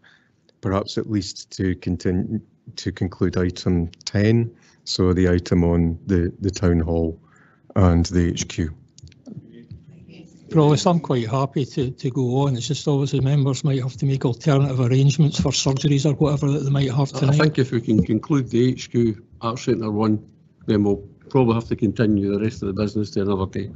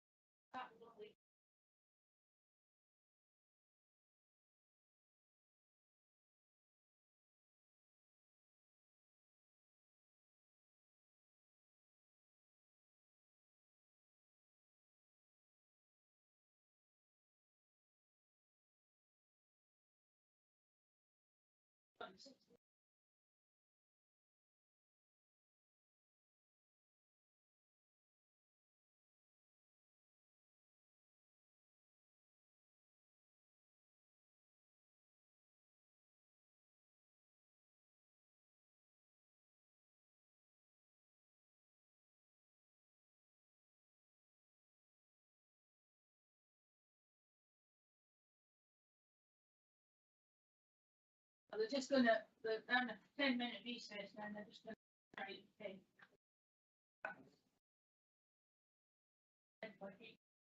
Exactly what it says, December, 5 by 10 more. And it'll take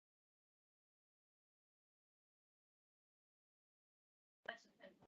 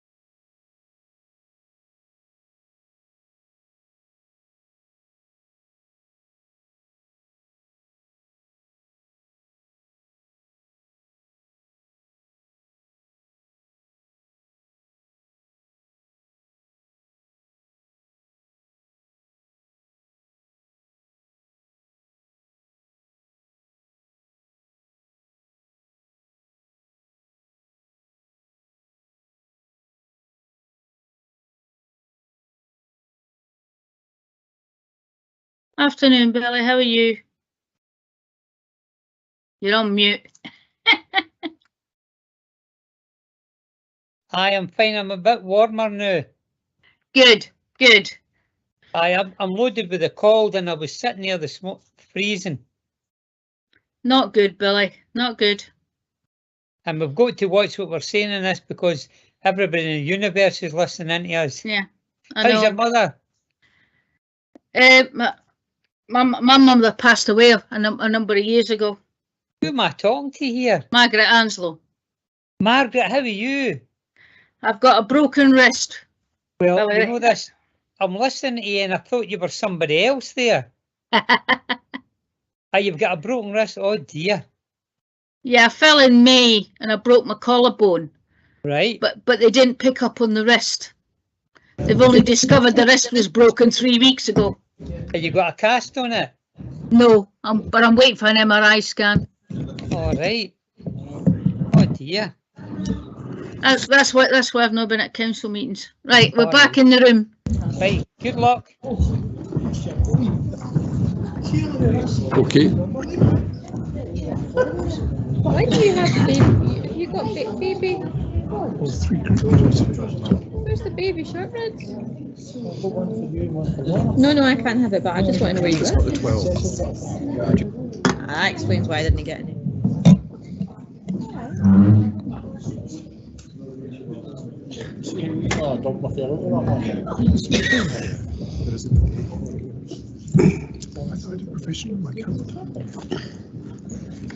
Okay, Councillor Spears, you want to speak to your amendment, please?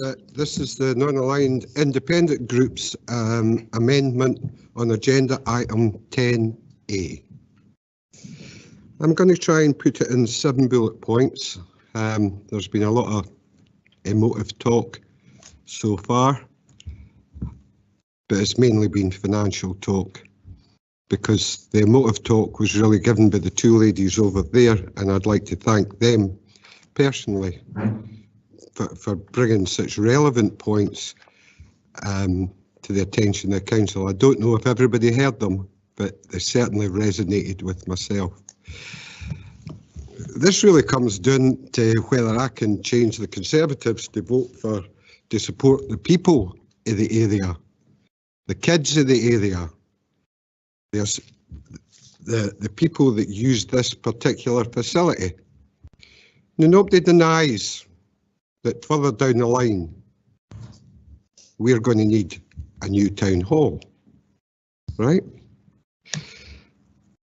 So that's really my first bullet point. The time has come.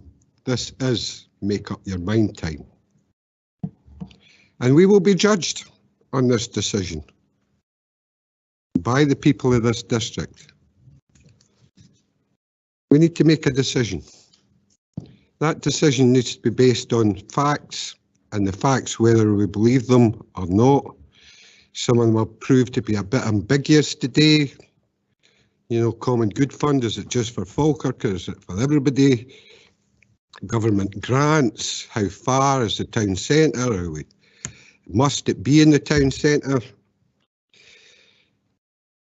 You know, but it does come down to one thing. What we're talking about today is a theatre. Not the theatre we see here before us, but the theatre we hope to see before us. Now, you ask any top act, they will not come to a venue unless it's got 600 seats. It's not profitable. Here we are in the heart, the centre of Scotland. Great access, great parking. But the big acts won't come here. Well, a town of tribute acts and amateur theatre. And if we want to attract the kind of acts, I'm not talking about the stadium. I must admit the Killers were great, too loud for some, but we had moved on for the Wrinkly Rockers, thank God, and started getting the bands for those younger people, and I can say that as father of the council. We need an auditorium that has 600 seats before we can start attacking these bigger acts. The acts that will bring the people in to regenerate the area. We hear much about any theatre will do. Any theatre won't do. Our lady for the opera told us very eloquently that theatres need specific things nowadays. Times have changed for the old Falkirk Roxy, where we would just take anything as long as we could put bums on seats. Now we need to put something that's state of the art, of a size, that will bring in acts to. If we want Falkirk and Falkirk District to be a place to go, we need to follow the example that was maybe given by people like myself years ago, bringing the Wheel, the Kelpies, bigger things that have attracted millions of people.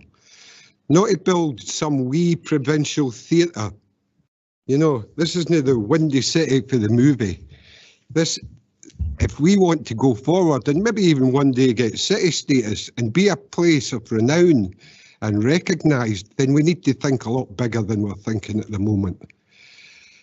But we cannot throw the baby out with the bathwater, because if we close this place for any substantial length of time, then we've lost all our local arts groups, our floral arts groups. I know Councillor Kerr will be distraught at that. But, you know, there's many groups, there's youth theatres. A lot of people that were in Falkirk Youth Theatre have went on and are acting all over the world.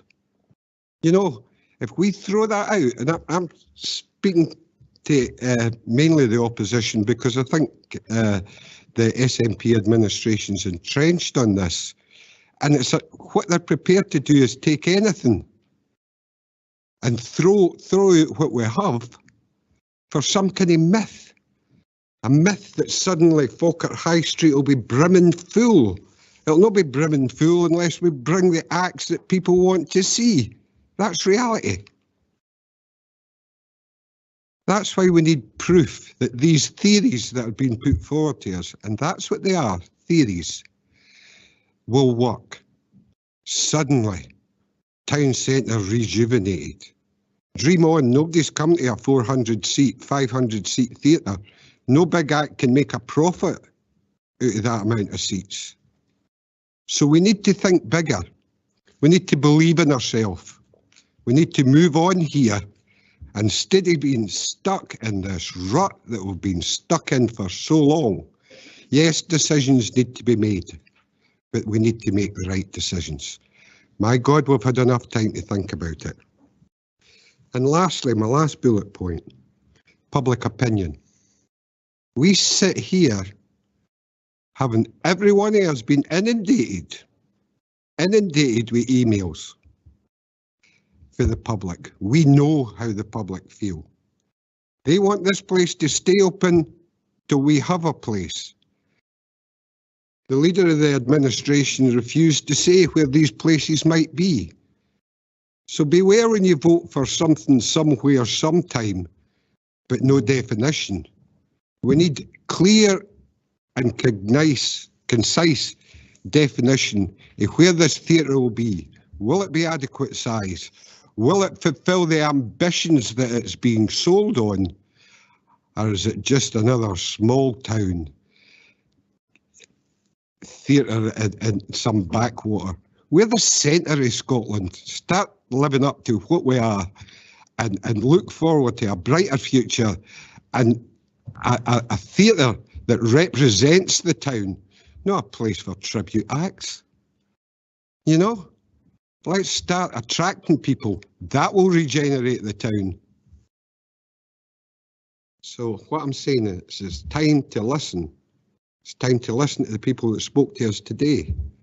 And it's time to listen to the public that's inundated us with emails.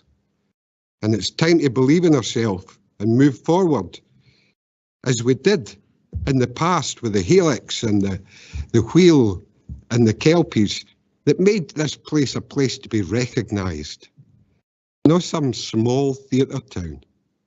So the vote's in your hands, and I look directly at the Conservatives. The vote's in your hands. If we move on with a vision, or we go back to being a backwater.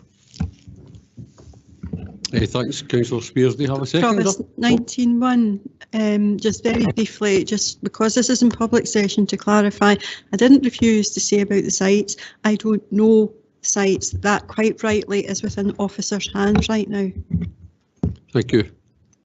Do you have a seconder, Councillor Spears? I'm happy to second, Provost. Thank you very much, Councillor McCabe. And open up for any questions.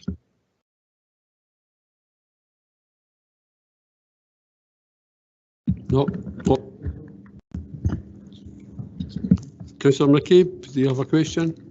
I don't have a question, but if you'll allow me just to add some supporting comments to Councillor Spears. Sure. Support of the amendment. Our amendment's looking for a revised business case for the new council HQ and the Civic Centre facility. Because even at this late date, I still don't know what this arts centre is. Is that an arts centre? Is it a theatre? Is it what? I just don't know. The information's not there. So we need a revised business case, and hopefully we would have an input into what that business case should actually be.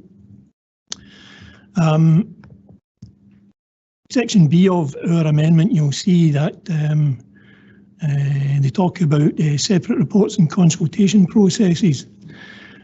We're looking for critically a detailed business case with specific locations identified. To hear the council leader less than 2 minutes ago say she doesn't know where our new HQ is going to be or doesn't have any knowledge of any of the sites, I find scandalous, to be perfectly frank. We shouldn't be looking at council officers to be coming and saying, Brian, I've just identified, there's a wee site round the corner there, we'll get it dead cheap or whatever. I should be saying to council officers, we're looking at specific sites, we're looking at specific sites, they're here, here and here. What we need is a theatre this size to accommodate a stage, to accommodate front of house, to accommodate parking. We should be doing all of that, but we don't appear to be. So we're asking for that. My final point is, seriously, if we do not understand the grave concerns of the Falkirk area, Falkirk arts community, and honour the prior commitment that Falkirk Town Hall remain until a new replacement facility is constructed, we're basically slapping the face of the arts community. As Councillor Spears alluded to, the people will decide. Thanks very much, Provost. Thanks, Councillor McCabe. Councillor Hannah? Yes, thank you, Provost. Many people will know that there's not all that often that Councillor Spears and I are at one, but many of the things he has just said chime very, very closely with things that I was saying earlier on. We have to make a decision, I agree, and I object to the fact that it's been put forward that somehow by going with the amendment we're not making a decision.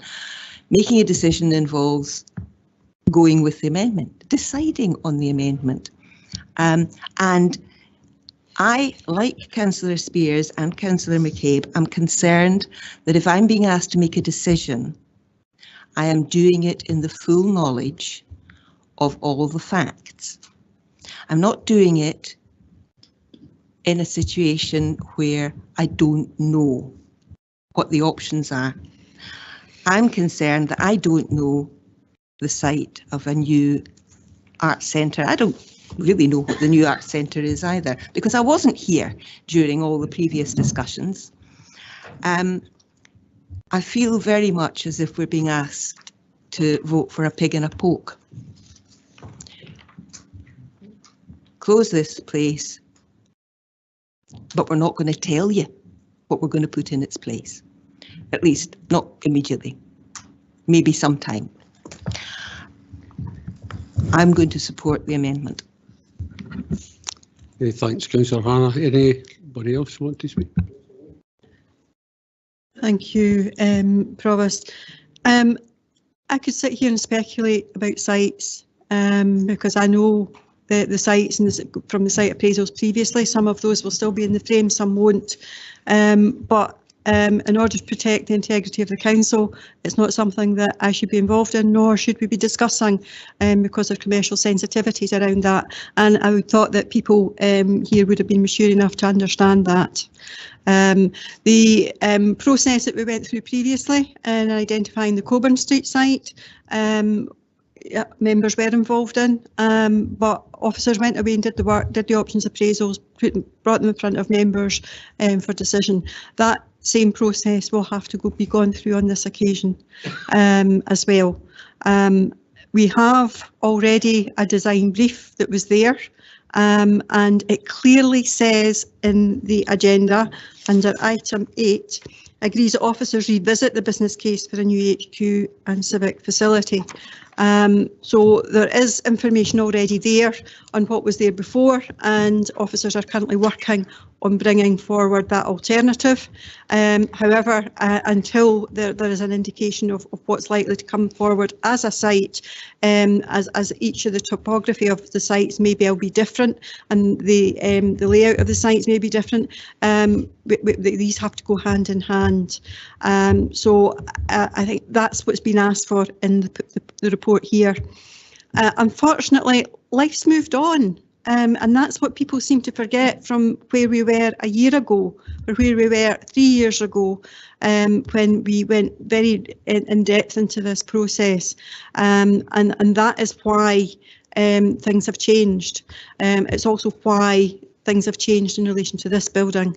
And every delay in closure of this building will incur additional costs. Additional costs to the council, and again that will then impact on our ability to take forward a new building. So that is why there is a need for a decision and to actually move forward, and the decision that's before us in the amendment doesn't actually make a decision, it just delays things further. Thank you, Provost. Thanks, Councillor Meikle-John. Councillor Patrick. Yes, I mean, as a member of the opposition groups, as I've been described as, I agree with Councillor Spears and Councillor McCabe that we have to think big. I want Falkirk to be to have a facility that the big productions will come to, and I have faith in our local organisations, the voluntary ones in particular, that they will survive. It's not going to be easy. I mean, the reality is we don't have a replacement for them to move into straight away. But my concern is that we don't take a big decision today, and one which is tough, and it's one I in a way regret having to take. Then we will not have the finance available to create this big venue, and we're going to end up, as Councillor Spears has said, with a kind of mediocre replacement. So I'm afraid tough decisions have to be taken at some point, and we have to work as a council to ensure that these local voluntary groups who are still there support them. There's many issues that have been raised and many, I think, things that we can look at to do that. But we don't want to have a mediocre venue. We need to take big decisions. It's a tough decision, but I think we're all doing this for the best of Falkirk in the future. And not just to kick things into long grass. We have to make tough decisions. I'm afraid the time is now. Councillor Ritchie. Thanks, Provost. I actually agree with what Councillor Spears says for A and B. C, no. I don't see how we've got to keep the town hall open. Once we know where it's going to be and whatever, we have got other town halls that we can go to, other schools we can go to, and so on. So we don't have to keep the town hall as long as we know we have got somewhere. And that is what I would have rather have done with the first vote and waited till April and May till we knew. But that's been taken out of our hands now. So under the 6 months, we can't do anything but 2 to 3 I do agree with. It's just the third one I don't. Thanks, Councillor Ritchie. Any other questions? I think we'll go to the vote. Yes, thank you, Provost. And just to clarify again, we remain on item 10A. The substantive motion remains the recommendations moved by Councillor Meikle-John, seconded by Councillor Garner, against which this time we have the amendment moved by Councillor Spears and seconded by Councillor McCabe, and that has been circulated. Provost Bissett. Amendment. Deputy Provost Balfour. The motion. Councillor Aitchison. Amendment. Councillor Anslow. Amendment. Councillor Binney. Motion. Councillor Brown. For the motion. Councillor Buchanan. Amendment. Councillor Bundy. For the motion. Councillor Colley. Councillor Deacon. For the motion. Councillor Devine. For the motion. Councillor Flynn. For the motion. Councillor Forrest. For the motion. Councillor Garner. The motion. Councillor Hannah. Amendment. Councillor Kelly. Amendment. Councillor Kerr. Motion. Councillor McCabe. Amendment. Councillor Meikle-John. For the motion. Councillor Murtagh. Motion. That's not Councillor me. Nimmo. Amendment. Councillor Patterson. Amendment. Councillor Patrick. For the motion. Councillor Redmond. Amendment. Councillor Ritchie. Councillor Robertson. For the motion. Councillor Sinclair. Motion. Councillor Spears. Amendment. And Councillor Steenbank. Amendment.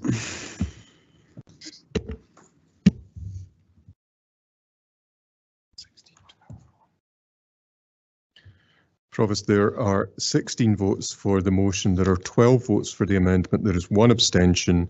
The motion is carried. Okay, thank you. We'll now move on to item 10B. We've already heard Councillor Meikle-John's speaking to her motion, so we'll now go to Councillor Hannah to speak to her amendment.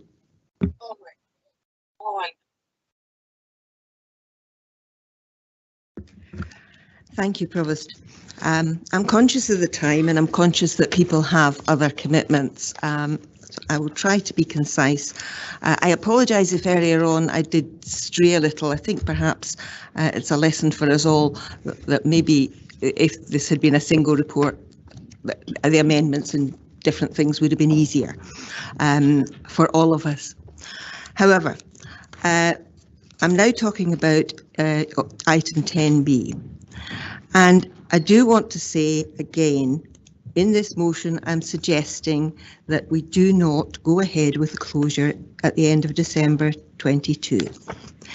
I do not give a date for when I think we should, because I am absolutely clear that what we need to do is come back to this council with proposals, with alternatives.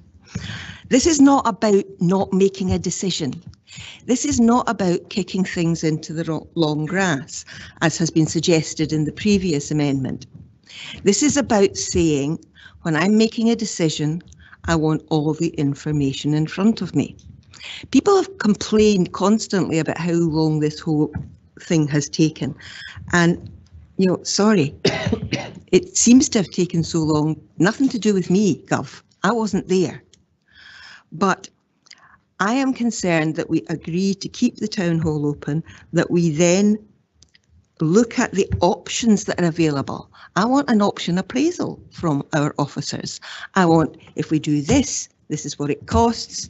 If we do that, that's what it costs. If we do the other, and in addition to costs, and I really want to be very clear about this, remember that when we talk about best value, we are not only talking about cost. Best value is about both the options, the cost, and there are other consequences that have to be taken into account for best value. So I'm asking simply that the town hall should not be closed in December or March, and that officers are instructed, and this is important, to bring further reports to the December council meeting. I'm not saying this is an open-ended issue. I've been very clear that we want something quickly, that we want something with options and timescales and costings to inform us and to enable us to make a considered decision. I'm also concerned that we ensure that there is proper consultation and proper collaboration on this. I repeat that there was not collaboration on these reports. I got briefed by officers after the press was briefed by officers and the administration. Now, that is not, in my book, collaboration. I will leave it at that, really because of the time, rather than that I don't have lots more to say, because I do have a great deal more I would like to say. But I commend this amendment to you and ask that you will vote with it. Thank you, Councillor Hannah. Do you have a seconder? Happy to second. Thank you, Councillor Steinbank.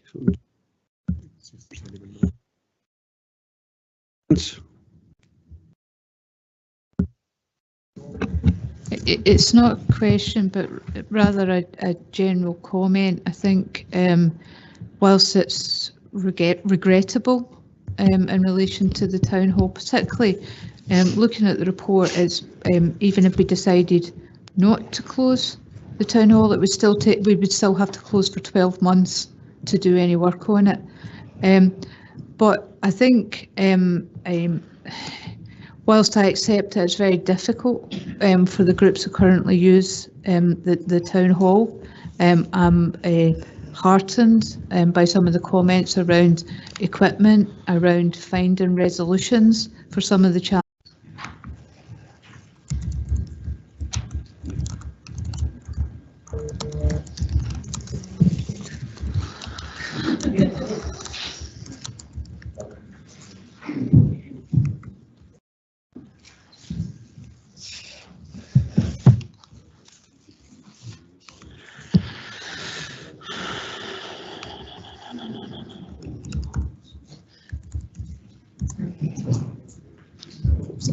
Okay, thank you. That's us got rid of the technical difficulties. Back to Councillor Colley. I don't know quite where I was at, but when they dropped off. But I think, you know, I was wanting to make the general point around, although this is a significantly challenging decision, the proposal around expanding out our voluntary arts provision, I think is a really good one, and I think that it gives us something to build on for the future. If I think about my own ward in Denny, the dance academy at Denny High School, and the opportunities to host shows there, that really about making the arts accessible to all of our communities, no matter where they live. So I think there's some really good opportunities within this as well, despite the challenges. And I think, you know, I think we're all pretty excited, and I hope we're all pretty excited about the idea of a new arts centre. Something that really represents Falkirk, that really can offer the space for the type of performances that we want to have, but also the space for the communities within Falkirk as well. So I think I just wanted to genuinely make that point, and just to say that, you know,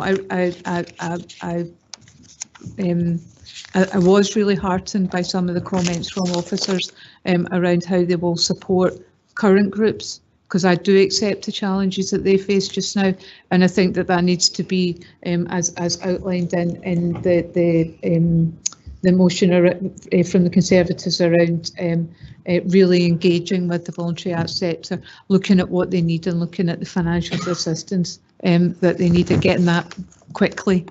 So that was just a general comment I wanted to make. Thanks very much, Councillor Colley. Councillor Ritchie. It's just to get some information. How long do you think you're saying till officers bring back information in March? how long do you think that the town hall would remain open after that, Anne? I have deliberately not put a date on it, not because I think it should be kept open indefinitely. Quite clearly, I'm not saying that. At no point today have I suggested that we should have a town hall, this town hall, kept open indefinitely. What I'm trying to say is that rather depends on what kind of options and proposals and timescales. You'll note that in my amendment, I've put that there should be timescales. I think if I'm remembering my correct amendment, I think we need timescales from officers as to when we're going to have alternative proposals, what those alternative proposals are, when would that be? I am quite clear, and if I have not made it clear, I do apologise. I am quite clear that the probability is that there will be a point at which we will have to have no town hall, and I'm sorry if I've been unclear about that. There will be a point at which officers are coming back and saying,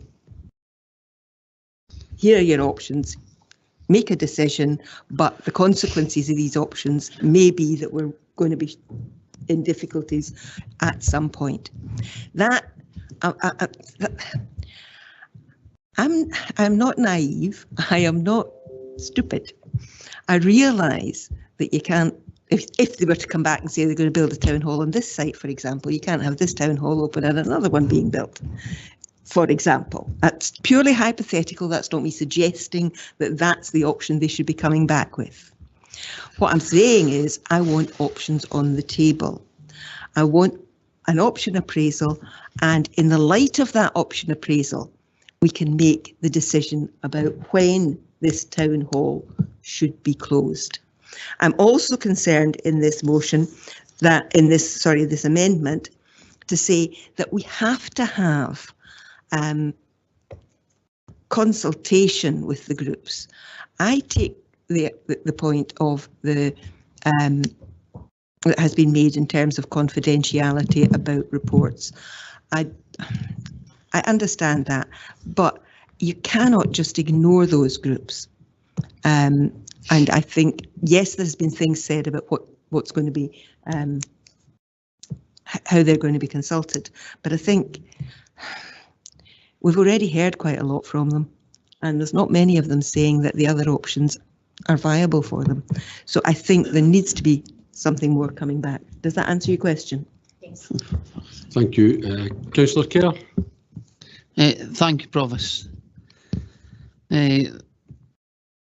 I've listened carefully to many colleagues, and when we were in a position the last time when we didn't support to go to the town centre, sorry, the high street. People keep calling it town centre. It's the high street we're talking about and try to support.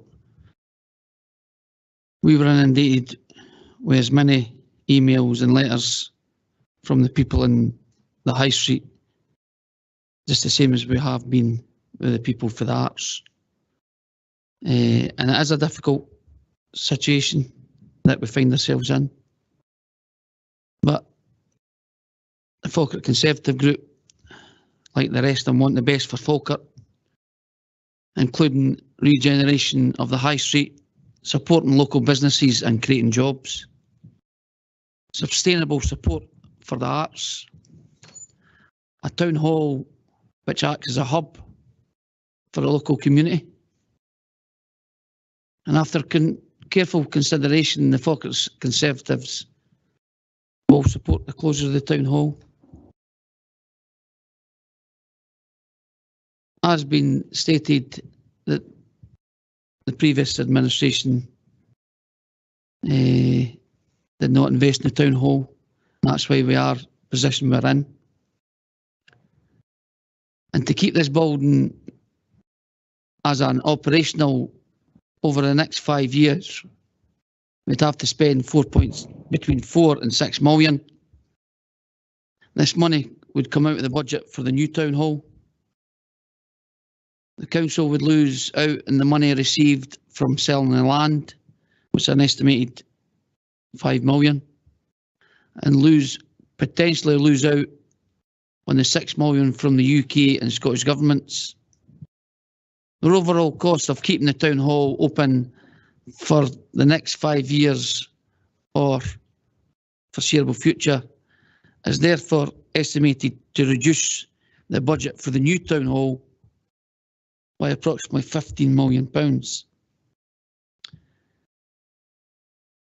Motivated by wanting to provide a sustainable support for the arts, and the Conservatives believe that increasing the budget for the new town hall by 15 million is the right approach. And whilst no location has been agreed, the Falkirk Conservatives will be championing the construction of a new town hall on the High Street, combining sustainable support for the arts with regeneration of the High Street. Like everyone else, we received lots of emails highlighting the concerns about the closure of Falkirk Town Hall. We have listened to these and understood these concerns. That is why we put forward 2 amendments for today's council. The Falkirk Conservatives believe that creating a new town hall in the High Street is the correct approach in the long term for both sustainable support for the arts and the High Street regeneration, to maximise the budget and therefore qualify for the new town hall. And the Falkirk Conservatives can conclude that the closure of Falkirk Town Hall is the correct approach. And as you have read in the amendments that were set out, and we've asked that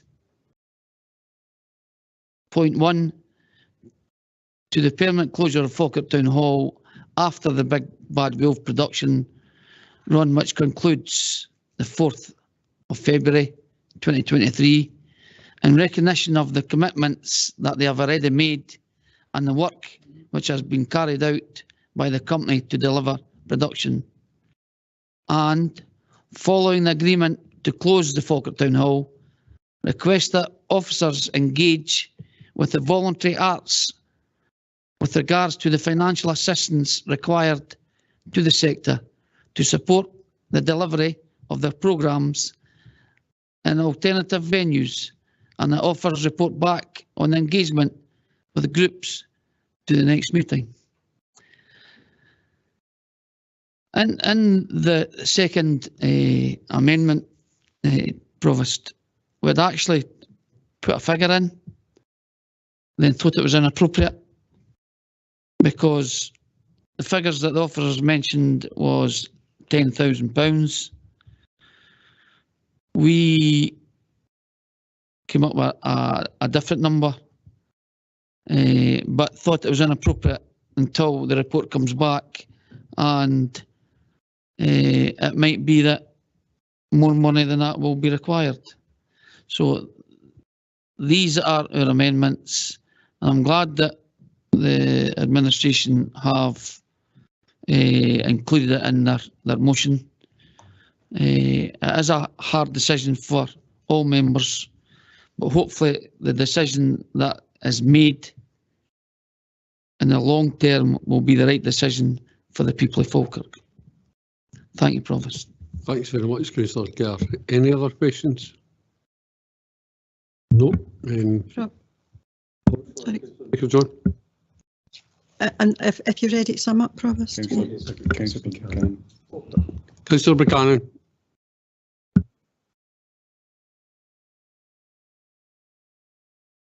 Can you hear me okay, Provost? Yes, can hear you now. Thank you. There's been an awful lot said, and there's an awful lot been said about this for a number of years. I've got to say quite candidly and openly that although the Councillor Kerr, speaking on behalf of the Conservative group, spoke very well, and at the end of it, I've got to say that I totally disagree with what he's saying. The fact of the matter is, I'm going back to the fact is that this town hall should not close. My own personal opinion, I'm entitled to this. I'm not a member of any group. I'm an independent. So whatever I want to say, I'll say it for the best interest of the people. There's been so much talk about this HQ art centres up in the high street. My feeling quite clearly is this: there are no proposals here to support the town hall closing and the future for all the arts groups within this area. There's nothing on the table. The fact of the matter is that the town hall should stay where it is, and the fact of the matter is that we should be building any future buildings, whatever you want to call it, should be built in this site. Why should we go away up the high street and build and buy properties and build in an area without any proper infrastructure? Anything that should be happening for the future should be happening on this site. It's a huge site. It incorporates huge amounts of car parking, and the fact of the matter is that it would be less in terms of financial outlay to provide any future facilities, whether it's a new council HQ, whether it's a new town hall, and it should be here. Now, nobody's mentioned that so far, but I'm saying that, and that was mentioned and that was approved at a number of council meetings a few years ago, that this was going to be the area where any future development for the HQ and the town hall would be. And I might be a voice crying in the wilderness, but the fact is this town hall should be staying here and it shouldn't be closed until we had another one. Thank you very much. Thanks very much, Councillor Buchanan. Councillor Meikle-John, if you want to sum up. He's obviously got tired. We're getting to the end of the day. Just very briefly, Provost, because I have spoken at length on this. I think we're missing an exciting opportunity here in using the funding from the closure of this town hall to look at putting in some regeneration into our communities across the district by creating an arts programme that's going to touch all of the district and revitalise some of our other halls. And while, yes, I accept that the Bowness and Grangemouth Town Hall obviously have bookings in, there's still opportunities for them to have further performances, because I'm sure they're not 100% utilised all of the time, and I think that's a fantastic opportunity for Grangemouth, for Bowness, for Larbert, but also the facilities for our schools. We talk about having community schools. This is a real opportunity to demonstrate that our schools are part of our community. A lot of the schools have some very good technical facilities already, and there's an opportunity for those within the schools to be able to showcase and learn as well around productions. So I just can't understand why we are not looking to embrace that. We have all got fond memories of the town hall, but as I say, it's past its end of life, and I know others don't share that view in relation to the condition of this building, but I really do have a concern that there could be some catastrophic failure in the short term. That means that we have to cancel performances at short notice, and that is why we are looking to take a pragmatic decision at this stage to close the town hall and be able to make alternative arrangements. The options haven't been fully explored with the individuals around alternatives. That process is ongoing. There's 4 months to look at doing that, and as I said previously, I know that staff are already actively engaging on that, but it won't be like for like, because it's not going to be the town hall, but with a bit of ingenuity, a bit of innovation and relocation of the existing equipment from here, I'm sure that compromises can be reached, and just because something's hard doesn't mean to say we don't do it. I think sometimes we have to make a decision, and then that helps focus the mind, and in this case there's the opportunity to really focus focused in mind about pushing ahead, identifying a site, doing what we need to do with regard to that, get a design and get a commitment to move forward. And as I say, 3 years' time, hopefully we will have a new town hall either nearing completion or open. And that is my focus. But what we're again seeing is delays because people feel they don't have the information. There's huge amounts of information out there, and 5 years worth of information out there for people to look through, and it almost feels as if we are still 5 years away from actually delivering anything without a decision today. So I do hope that we can move on and make the decision today to look at the closure of the town hall. I'm happy to accept Councillor Kerr's amendments. I think it's a pragmatic way forward, demonstrating that we're not being entirely fixed on a figure, of a financial figure, but more about the practicalities of helping the organisations relocate into their temporary accommodation. And let's make it clear, it is going to be temporary accommodation that they're going to be in, and it won't be their new home until we do have a new town hall, and that will focus all of our minds. At that, Provost, I'll leave it there, and I hope we'll be able to get a positive outcome from today. Thank you very much, Councillor Meikle-John, and I think now we'll go to the vote. Thank you, Provost. And to clarify, we're on item 10B. The motion consists of the recommendations at section 2, but adjusted to take into account of the amendment which was moved by Councillor Kerr and accepted by Councillor Meikle-John, against which there is the amendment moved by Councillor Hannah and seconded by Councillor Steinbank, which has been circulated. Provost Bissett. Amendment. Deputy Provost Balfour. The motion. Councillor Aitchison. Amendment. Councillor Anslow. Amendment. Councillor Binney. A motion. Councillor Brown. For the motion. Councillor Buchanan. Amendment. Thank you. Councillor Bundy. Motion. Councillor Colley. Councillor Deacon. Motion. Councillor Devine. Motion. Councillor Flynn. Motion. Councillor Forrest. For the motion. Councillor Garner. The motion. Councillor Hannah.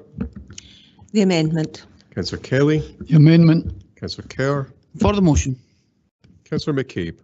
Amendment. Councillor Meikle-John. For the motion. Councillor Murtagh. Motion. Councillor Nimmo. Amendment. Councillor Patterson. Amendment. Councillor Patrick. For the motion. Councillor Redmond. Amendment. Councillor Ritchie. Councillor Robertson. Motion. Councillor Sinclair. Motion. Councillor Spears. Amendment. And Councillor Steinbank. Amendment.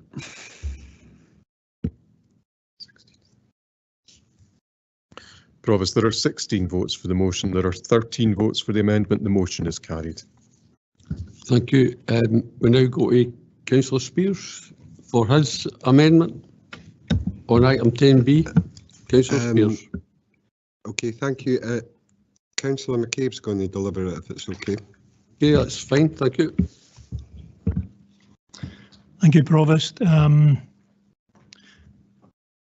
Before delivering our amendment, I can hopefully speak against the substantive motion, which is the Conservative motion.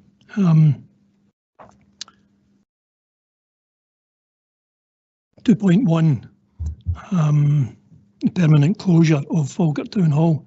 We've heard very eloquently this afternoon from the Falkirk Operatic Society about their two annual shows, the last one planned for September.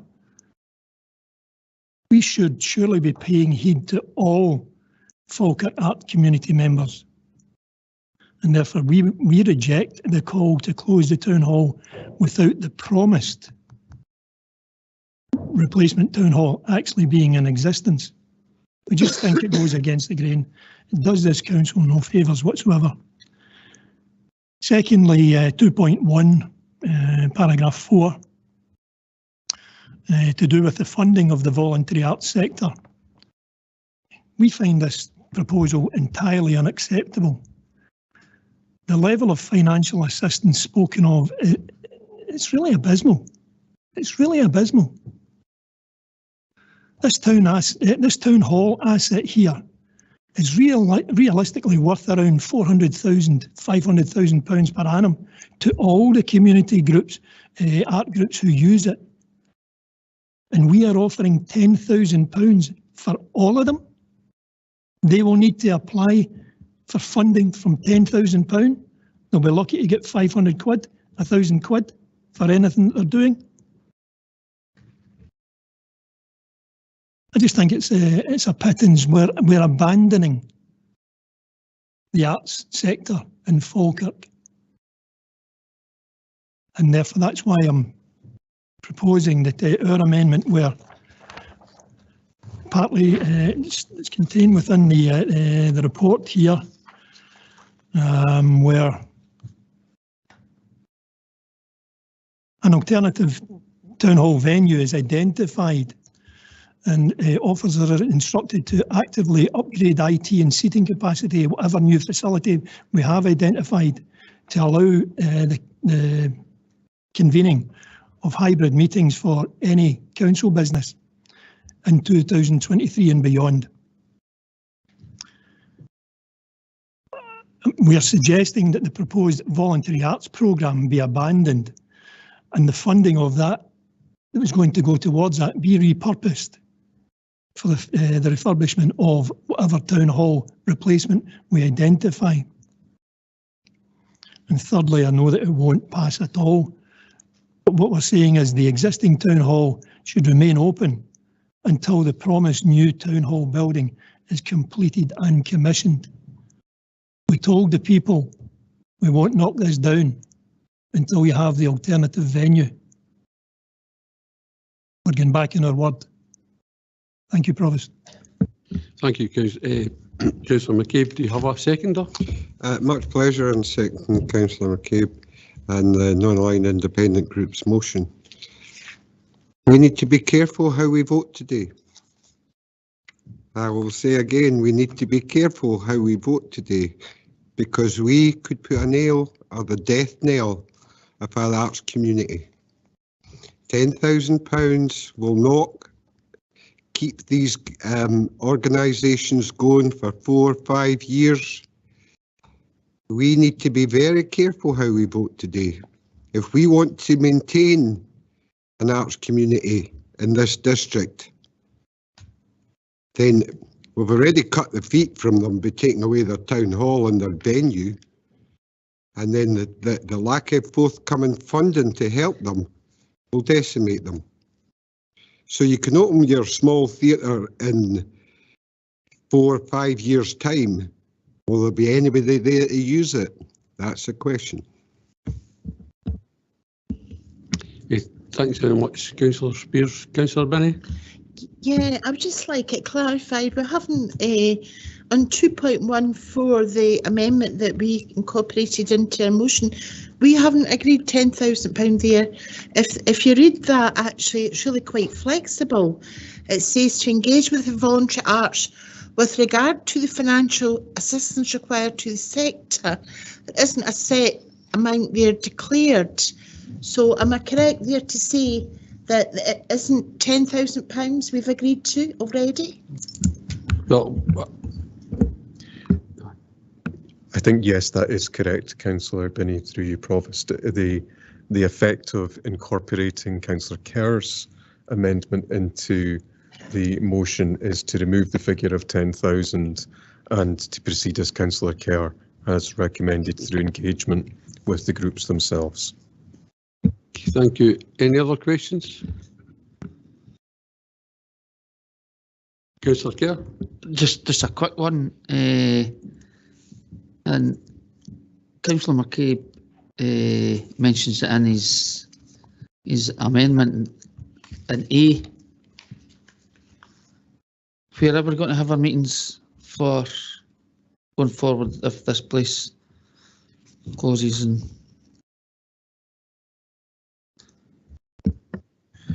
think as indicated in the report from Mr. Benny, we are looking at alternative venues at the moment.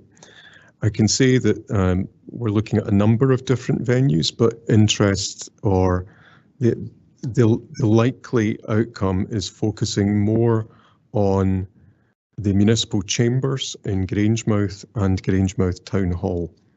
So the municipal chambers for committee meetings and the town hall for council meetings. Now, there are a number of issues to do with technology that may still need to be resolved in relation to that, but just to give an indication of where thinking is at the moment. Thank you, Mr. Moody. Thank you, Provost. Thanks, Councillor Kerr. If there are no more questions, we'll go to the vote. Oh, Councillor Buchanan. I've had to come in here because of the fact is that although I'm an independent, as is Councillor McCabe, Councillor Spears and Councillor Ritchie, I think I would be quite rightly saying there were no bosom buddies, but I've got to compliment the two of them today with the way that they've handled and the way they've came across with their amendments. I totally support most of what they've said, and the question that had came just now for Councillor Kerr regarding where are we going to be for the meetings, I think it should be thrown back in the face of the fact that when we come out of the municipal buildings, when we were herded out of the municipal buildings, we're at a situation where we didn't know we were going, and the fact of the matter is nearly 3 years down the line, we're still the same. So the fact is that everybody, you remember this date, and we'll see how long it's going to take until we get a new HQ and how we're going to get, when we're going to get a new town hall to ensure that the arts and that go forward in this community. Thank you, Councillor Buchanan. If there's no other questions, we'll go to the vote. Thank you, Provost. And the motion is as in the previous vote, so our last vote against which the amendment is the amendment which has been moved by Councillor McCabe and seconded by Councillor Spears. Provost Bissett. Amendment. Deputy Provost Balfour. The motion. Councillor Aitchison. Amendment. Councillor Anslow. Councillor Anslow. I think your mute may be on, Councillor Anslow. Amendment. Thank you. Councillor Binney. Motion. Councillor Brown. For the motion. Councillor Buchanan. Amendment. Councillor Bundy. Motion. Councillor Colley. Motion. Councillor Deacon. Motion. Councillor Devine. Motion. Councillor Flynn. Motion. Councillor Forrest. Motion. Councillor Garner. The motion. Councillor Hannah. Amendment. Councillor Kelly. Amendment. Councillor Kerr. For the motion. Councillor McCabe. Amendment.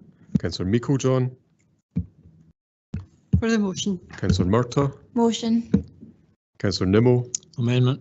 Councillor Patterson. Amendment. Councillor Patrick. For the motion. Councillor Redmond. Amendment. Councillor Ritchie. Councillor Robertson. Motion. Councillor Sinclair. Motion. Councillor Spears. Amendment. And Councillor Steinbank. Amendment.